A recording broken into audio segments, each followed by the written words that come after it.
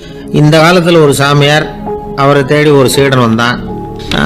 என்னாச்சு தெரியுமா? சுவாமி, எனக்கு நிம்மதி வேணும், அதுக்கு என்ன வழின்னு கேட்டான். சாமியார் நிமிர்ந்து பார்த்தார். அப்புறம் சொன்னார், நீ ஏகப்பட்ட பேர்கிட்ட கடன் வாங்கியிருக்கிற, அதையெல்லாம் திருப்பி கொடுத்தாதான் உனக்கு நிம்மதி கிடைக்கும்னார். இவனுக்கு ஆச்சரியம். அது எப்படி சாமி அவ்வளவு கரெக்டாக நான் கடன் வாங்கினதை கண்டுபிடிச்சிங்க அப்படின்னா, உனக்கு கடன் கொடுத்து சாமியாராக போனதே நான் தான்ப்பா, அதனால தான் இந்த கதிக்கு வந்தேன். என்கிட்டயே வந்து நிம்மதிக்கு வழி கேட்குறிய, அதுதான்டா வேதனை அப்படின்னாராம் அவர். ஒரு காடு, நல்ல மரம்லாம் செழிச்சு இருந்தது. அப்படிப்பட்ட காட்டில் ஒரு சாது இருந்தார். அவர் எப்படின்னா எப்பவும் ஒரு மரத்தடியில் உட்காந்துருப்பார். ஏன்னா அவருடைய இருப்பிடமே அதுதான். அவர் என்ன பண்ணுவார், 3 கல் வச்சுருந்தார். செங்கல் மாதிரி இருக்கும், ஆனால் அதை விட கொஞ்சம் பெருசாக இருக்கும். எதுக்கு அந்த 3 கல்லுன்னா, அதுதான் அவருடைய படுக்கை. அதாவது தூங்குறப்ப ஒரு கல்லை தலைக்கு கீழே வச்சுக்குவார், இன்னொரு கல்லை இடுப்புக்கு கீழே வச்சுக்குவார், இன்னொரு கல்லை காலுக்கு கீழே வச்சுக்குவார். உடம்ப வந்து அப்படியே ஒரு தகட்டால் மூடிக்குவார், அப்படியே தூங்கி போடுவார். மழை பெய்யுதுன்னு வச்சுங்க, அவர் உடம்பு வந்து 3 கல் மேலே இருக்குதா, அதனால் தண்ணி வந்து அடியில் ஓடி போடும், உடம்பு நனையாது. மேலே தகடு இருக்கிறதுனால மழையும் உடம்புல படாது. அவர் தூக்கமும் கிடையாது, நிம்மதியாக தூங்குவார். பகலில் அந்த 3 கல்லையும் ஒரு சேர ஒரு அடுப்பு மாதிரி வச்சு அது மேலே உட்காந்துவார். அதனால் பாம்பு பூச்சி எதுவும் அவரை வந்து தொந்தரவு பண்ணுறதில்ல, அது பாட்டுக்கு நடந்து போயிடும். அவர் பாட்டுக்கு நிம்மதியாக இருப்பார். யாராவது எதையாவது கொண்டுட்டு வந்து கொடுத்தா அதை வாங்கி சாப்பிடுவார், அவ்வளவுதான். ஒரு நாள் அந்த நாட்டு அரசன் காட்டுக்கு வேட்டையாட வந்தான். அந்த வழியாக வந்தப்போ இந்த சாது படுத்துருக்கிறத பார்த்தான், பரிதாபப்பட்டான். ஐயோ பாவம், இவர் இப்படி இந்த கல் மேலே உடம்ப வச்சுக்கிட்டு தூங்குறாரு, என்ன பாடுபடுவார். இவரை நாம் வந்து அரண்மனைக்கு அழைச்சிட்டு போய் சுகமாக நிம்மதியாக இருக்கிறதுக்கு வழி செஞ்சு கொடுப்போம், அது ரொம்ப நல்லாயிருக்கும் அப்படின்னு நினச்சான். அப்படி நினச்சிக்கிட்டே அரண்மனைக்கு வந்துட்டான். அதுக்கப்புறம் ஒரு பல்லக்கையும் 2 சேவகர்களையும் காட்டுக்கு அனுப்பி அந்த சாதுவை மெதுவாக இங்கே அழைச்சிட்டு வந்துடுங்க அப்படின்னு சொல்லி அனுப்பி வச்சான். இவங்க போய் அவர்கிட்ட விவரத்தை சொன்னாங்க. எனக்கு என்னத்துக்கு அரண்மனை வாசம் அப்படின்னார். இருந்தாலும் மன்னர் உத்தரவு, நீங்கள் அவசியம் வரணும் அப்படின்னாங்க இவங்க. சரின்னு சொல்லிவிட்டு வேறு வழி இல்லாமல் புறப்பட்டார். புறப்படும்போது என்ன பண்ணாருன்னா, மறக்காமல் அந்த 3 கல் ஒரு தகடு அதையும் எடுத்து பல்லக்கில் வச்சுக்கிட்டார். என்னத்துக்கு இதையெல்லாம் எடுத்து வைக்கிறாரு அப்படின்னு சொல்லி அவங்க யோசனை பண்ணாங்க. இருந்தாலும் அதை பற்றி ஒன்றும் கேட்கல. பேசாமல் அவரை அழைச்சிட்டு போய் அரண்மனையில் விட்டுட்டாங்க. அரசன் ஓடி வந்தான், வரவேற்றான், அறுசுவை உணவு படைத்தான். அவர் படுக்கிறதுக்கு தங்க கட்டில், பட்டு மெத்தை, இப்படி எல்லாம் ஏற்பாடு பண்ணி வச்சான். இங்கே படுத்து ஓய்வு எடுத்துக்குங்க அப்படின்னு சொல்லிவிட்டு அவன் பாட்டு போயிட்டான். மறுநாள் காலையில் வந்து பார்க்குறான், சாது படுத்துருக்கிறார். எப்படி தெரியுமா? அந்த பட்டு மெத்தை மேலே 3 கல்லையும் வச்சு வழக்கம் போலவே அது மேலே படுத்துருக்கிறார். அதுக்கு மேலே தகடு. அரசன் பார்த்துட்டு அதிர்ச்சி ஆயிட்டான். என்ன சுவாமி இப்படி அப்படின்னா, சாது சொன்னார், எனக்கு வந்து தேவையும் இல்லை குறையும் இல்லை, எல்லா இடத்துலையும் எனக்கு ஒரே மகிழ்ச்சி தான் அப்படின்னார். மகிழ்ச்சிங்கிறது தங்க கட்டிலேயோ பட்டு மெத்தையிலேயோ இல்லை, அது வந்து மனசில் இருக்கிற ஒரு விஷயம். உண்மையான மகிழ்ச்சிக்கு வழி வந்து மனப்பக்குவம் அப்படிங்கிறது அந்த அரசனுக்கு புரிஞ்சுதான். ஒரு ஊரில் ஒரு ஆள் இருந்தான். கற்பனையிலேயே காலத்தை கடத்திக்கிட்டு இருந்தான். ஒரு நாள் ஒரு மரத்தடியில் உட்காந்துருந்தான். அவனுக்கு பசிக்கிற மாதிரி தெரிஞ்சுது. உடனே கற்பனையிலேயே சாப்பிட ஆரம்பிச்சுட்டான். அதாவது எதிரில் இலை போட்டு சாப்பாடு போடப்பட்டிருக்கிறதாகவும் அதை இவன் சாப்பிட்றதாகவும் நினச்சிக்கிட்டு கையை மட்டும் வாய்க்கும் தரைக்குமா அப்படியும் இப்படியும் கொண்டுகிட்டு போய் பாவனை பண்ணிகிட்டே இருக்கிறான். தூரத்தில் இருந்து பார்க்குறவங்களுக்கு இவன் ஏதோ பலமான விருந்து சாப்பிட்டுக்கிட்டு இருக்கிறான் அப்படின்னு தான் தோணும். அது மாதிரியே பண்ணிக்கிட்டு இருந்தான். அந்த வழியாக ஒரு சன்னியாசி வந்துக்கிட்டு இருந்தார். இவனை பார்த்தார். என்ன இவன் இப்படி பண்ணிகிட்டு இருக்கிறானே அப்படின்னு நினச்சாரு. கொஞ்ச நேரம் அவனையே உத்து பார்த்துக்கிட்டு இருந்தார். இவரை பார்த்ததும் அவன் இன்னமும் சுவாரஸ்யமாக சாப்பிட ஆரம்பிச்சுட்டான். அப்பப்பா, என்ன இது, இந்த குழம்பு இவ்வளவு காரமாக இருக்குது, என்னுடைய நாக்கே எரிஞ்சு போடும் போல இருக்கு அப்படின்னு சொல்லிக்கிட்டு பக்கத்தில் ஒரு குவளையை எடுத்து தண்ணி குடிக்கிறது மாதிரி பாவனை பண்ணுறான். அப்பாடா, இப்போ கொஞ்சம் பரவாயில்ல அப்படின்னு சொல்லிக்கிட்டு குவளையை கீழே வைக்கிறது மாதிரி ஒரு பாவனை பண்ணுறான். சன்னியாசி பார்த்தார். என்னப்பா, சாப்பாட்டில் காரம் அதிகமோ அப்படின்னார். ஆமாம் சுவாமி, ஞாபகம் மறதியில் கொஞ்சம் மிளகாய் அதிகமாக சேர்த்துக்கிட்டேன் அப்படின்னா. சரி சாப்பிடு அப்படின்னு சொல்லிட்டார். அவன் சாப்பிட்டு முடிக்கிற வரைக்கும் பொறுமையாக உட்காந்துருந்தார். அவன் அப்பாடா அப்படின்னு சொல்லிட்டு மறுபடியும் தண்ணியை எடுத்து குடித்தான். எல்லாம் கற்பனையிலேயே. அதுக்கப்புறம் சன்னியாசி பேச ஆரம்பித்தார். இதை பாருப்பா, உன்னுடைய கற்பனையை நான் மெச்சுறேன். இருந்தாலும் உன் சாப்பாட்டில் ஒரு இனிப்பையும் வச்சிருக்கலாமே, ஏன் மிளகாய அளவுக்கு அதிகமாக போட்டுவிட்டு அவஸ்தைப்படுறேன் அப்படின்னார். அவன் யோசிக்க ஆரம்பித்தான்.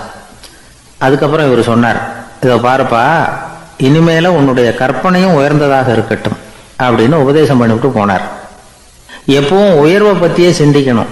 உயர்வு கிடைக்கலன்னா கூட அப்படி சிந்திக்கிறத நிறுத்தப்படாது அப்படிங்கிறார் திருவள்ளுவர். உள்ளுவது எல்லாம் உயர் உள்ளல், மற்ற அது தள்ளினும் தள்ளாமை நேர்த்து.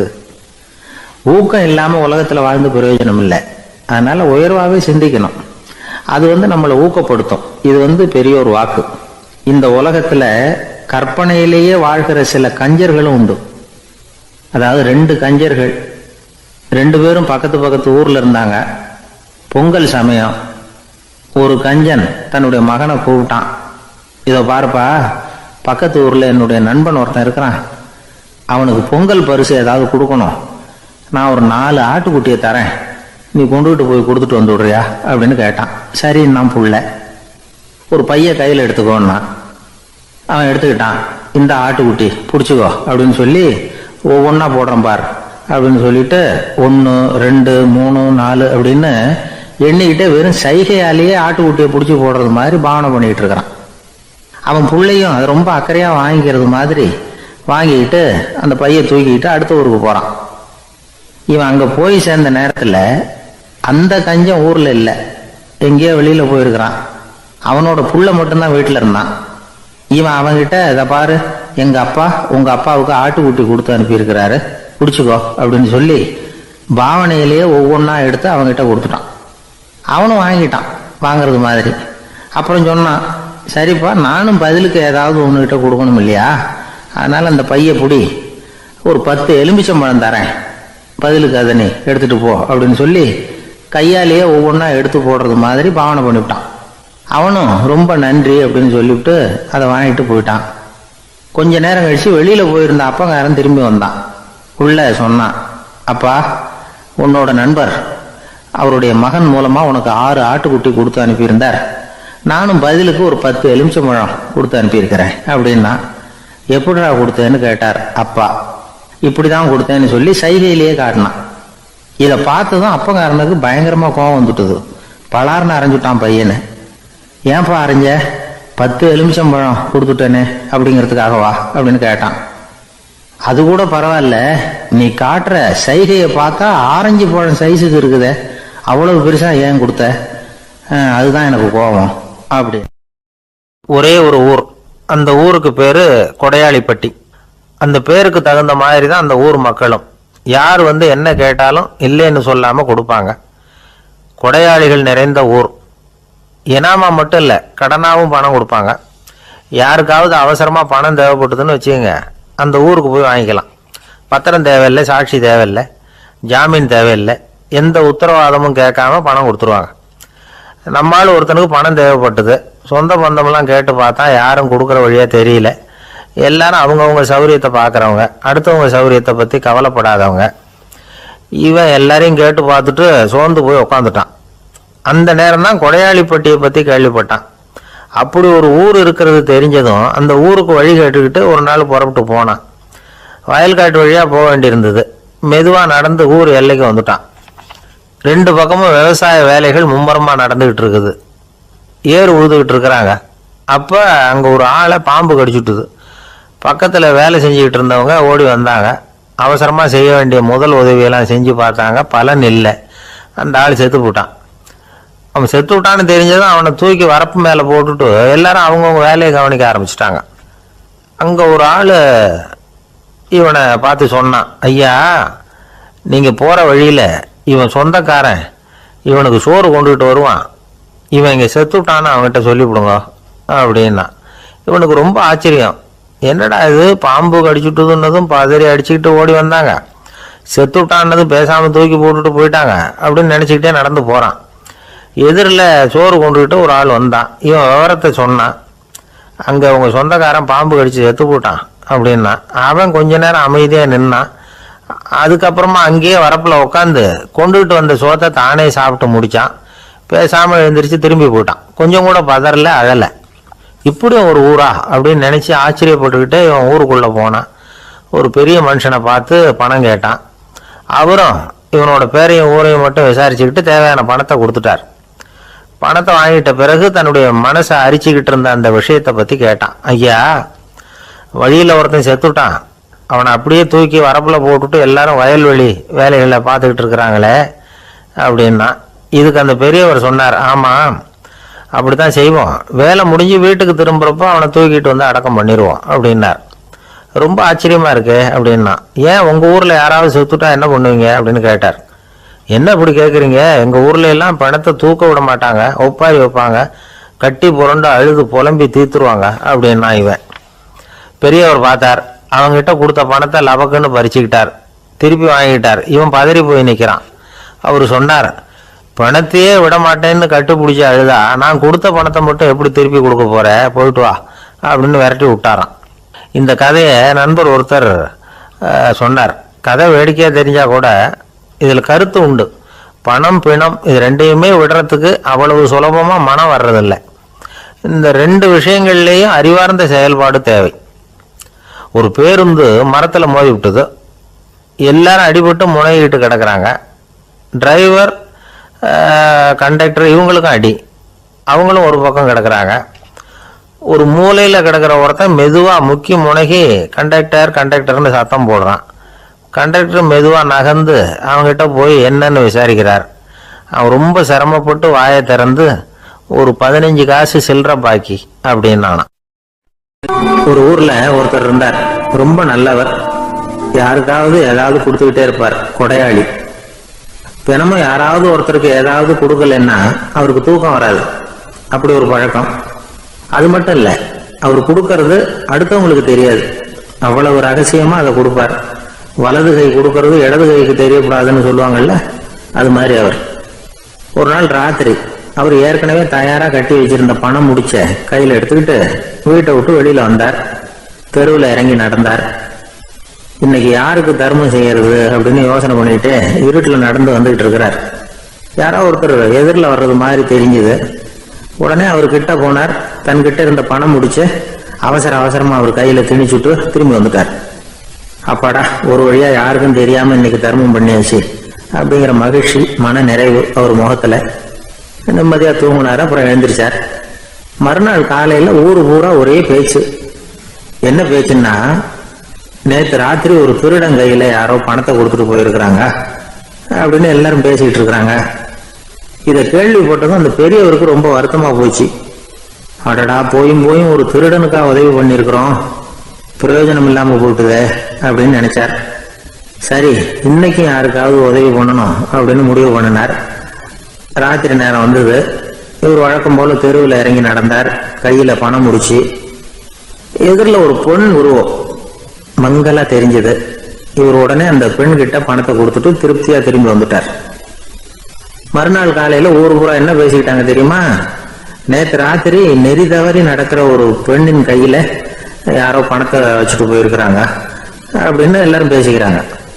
அடடா, இன்னைக்கும் தவறுதலா நடந்து போச்சு அப்படின்னு ஒரு வருத்தப்பட்டார்.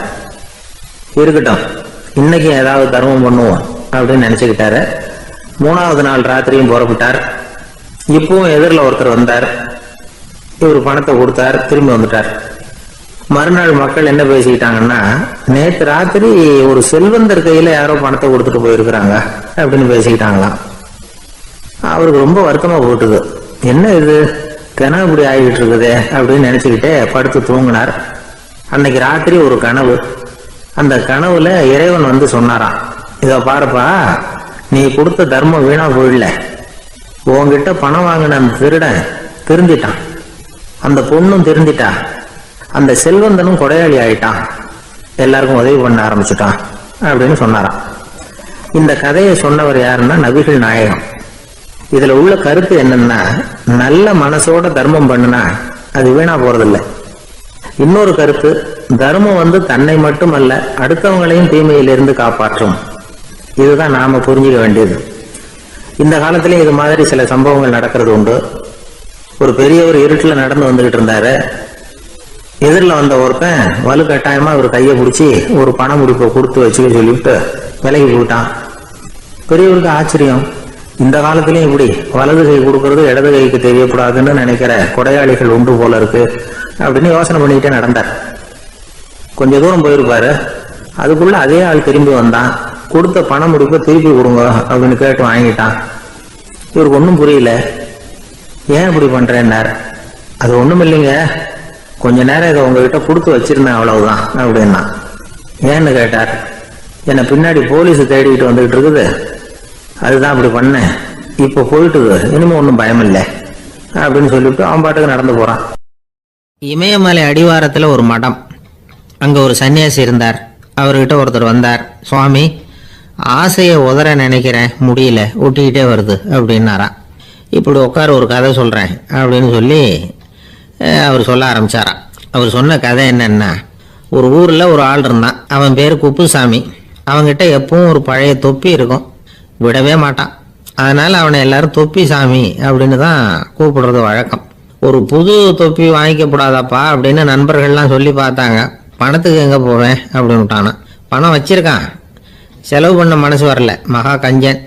பழைய பாட்டில்கள்லாம் வாங்கி விற்றுக்கிட்டு இருந்தான். அப்படி ஒரு தடவை பழைய கண்ணாடி சாமான்களை ஏலத்தில் எடுத்தப்போ அதில் ஒரு அருமையான சென்ட் பாட்டில் கிடைச்சிது. உடனே ஒரு ஐடியா பண்ணான். அந்த சென்ட்டை சின்ன சின்ன பாட்டில்களில் அடைச்சி ஜன்னல் ஓரமாக அடுக்கி வச்சுட்டான். அதை விற்றா நிறைய பணம் கிடைக்குமே. அதனால் இதுக்கு இடையில் ஒரு நாள் அவன் அப்படியே உட்காந்துருந்தான். அந்த நேரம் நண்பன் வந்தான். ஏண்டா, உன் பழைய தொப்பியை மாற்றப்படாதா? ஊரில் எல்லாரும் கேலி பேசுகிறாங்களே ஒன்று தொப்பி சாமின்னு அப்படின்னு சொல்லி கேட்டிருக்கான். இந்த சென்ட்டு பாட்டில் விற்றதும் பணம் வரும், அதுக்கப்புறம் பார்க்கலாம் அப்படின்னு நானா இவன். சரி வா, நீச்சல் குளத்துக்கு போயிட்டு வருவோம் அப்படின்னு கூப்பிட்ருக்கான் நண்பன். 2 பேரும் போனாங்க. அதே நேரம் அந்த ஊர் நீதிபதியும் அங்கே குளிக்க வந்தாராம். அவர்கிட்ட இருந்தது விலை வசந்த ஒரு புது தொப்பி. அதை அங்கே இருந்த ஸ்டாண்டில் மாட்டிவிட்டு குளிக்க போனார். இதுக்கிடையில் குப்புசாமி குளிச்சுட்டு வந்தான். அவனுடைய பழைய தொப்பியை காணலை. அந்த புது தொப்பியை பார்த்தா இது நண்பனுடைய வேலை தான் அப்படிங்கிறதாக புரிஞ்சுக்கிட்டு அதை எடுத்து மாட்டிக்கிட்டு வந்துட்டான். நீதிபதி குளிச்சுட்டு வந்து பார்க்குறாரு, தொப்பியை காணும். போலீஸில் புகார் கொடுத்தார். அவங்க தேடினாங்க. ஒரு மூலையில் பழைய தொப்பி கிடச்சிது. அடடா, இது நம்ம குப்புசாமியோட தொப்பி இல்லையா அப்படின்னு நானா ஒருத்தன். உடனே அவன் வீட்டுக்கு தேடிட்டு போயிருக்காங்க. அங்கே போய் பார்த்தா புது தொப்பி அங்கே இருக்குது. உடனே அவனுக்கு 1000 ரூபாய் அபராதம் போட்டாங்களாம். அவன் பணத்தை கட்டிவிட்டு ரொம்ப எரிச்சலோடு வீட்டுக்கு வந்தான். பழைய தொப்பி கண்ணில் பட்டது. மறுபடியும் உன்னால தானே எனக்கு 1000 ரூபா நஷ்டம் அப்படின்னு சொல்லி அதை எடுத்துக்கிட்டு அப்படி போயிருக்கான். அந்த ஊர் குளத்தில் வீசி எரிஞ்சிட்டு வந்துட்டான். அது மீன் பிடிக்கிற ஒருத்தன் கையில் சிக்கிச்சு. அவன் வர்ற வழியில் அதை எடுத்து வேகமாக வீசி எறிஞ்சான். அது நேராக குப்புசாமி வீட்டு ஜன்னல் வழியாக உள்ளே இந்த சென்ட்டு பாட்டில்கள் மேலே விழுந்து எல்லாம் உடஞ்சி நொறுங்கி போச்சு. குப்புசாமி பார்த்தான். தோட்டத்தில் ஆழமாக ஒரு குழியை வெட்டினான். அந்த தொப்பியை போட்டான், மூடிவிட்டான். இதை அடுத்த வீட்டுக்காரன் பார்த்தான். ஏதோ புதையல் தான் வச்சுருக்கான் போல இருக்குன்னு நினச்சான். போலீஸில் போய் புகார் கொடுத்துட்டான். மறுபடியும் போலீஸ் குழியை தோண்டினாங்க. பழைய தொப்பி மறுபடியும் வெளியில் வந்தது. எல்லாரும் சிரிக்கிறாங்க.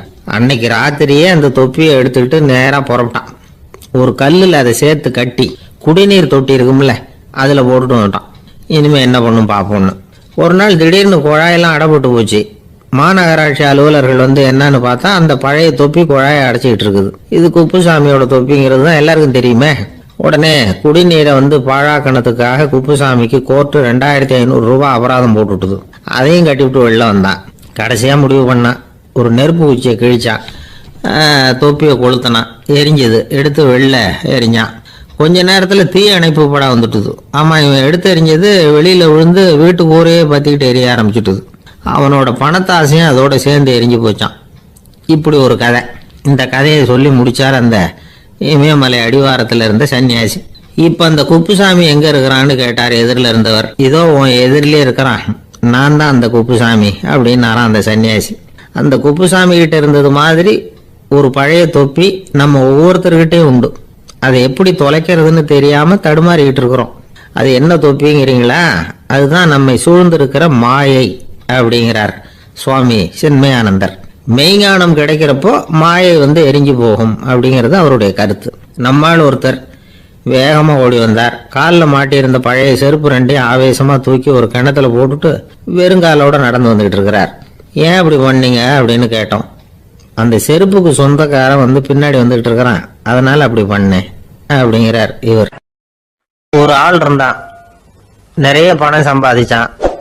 ஆனால் செலவு பண்ண மனசு வரல. கருமி அவன் என்ன பண்ணா, சேர்த்த பணம் பூராவையும் ஒரு மரத்தடியில் புதைச்சி வச்சிருந்தான். வாரத்துக்கு ஒரு தடவை அந்த மரத்தடிக்கு வருவான்.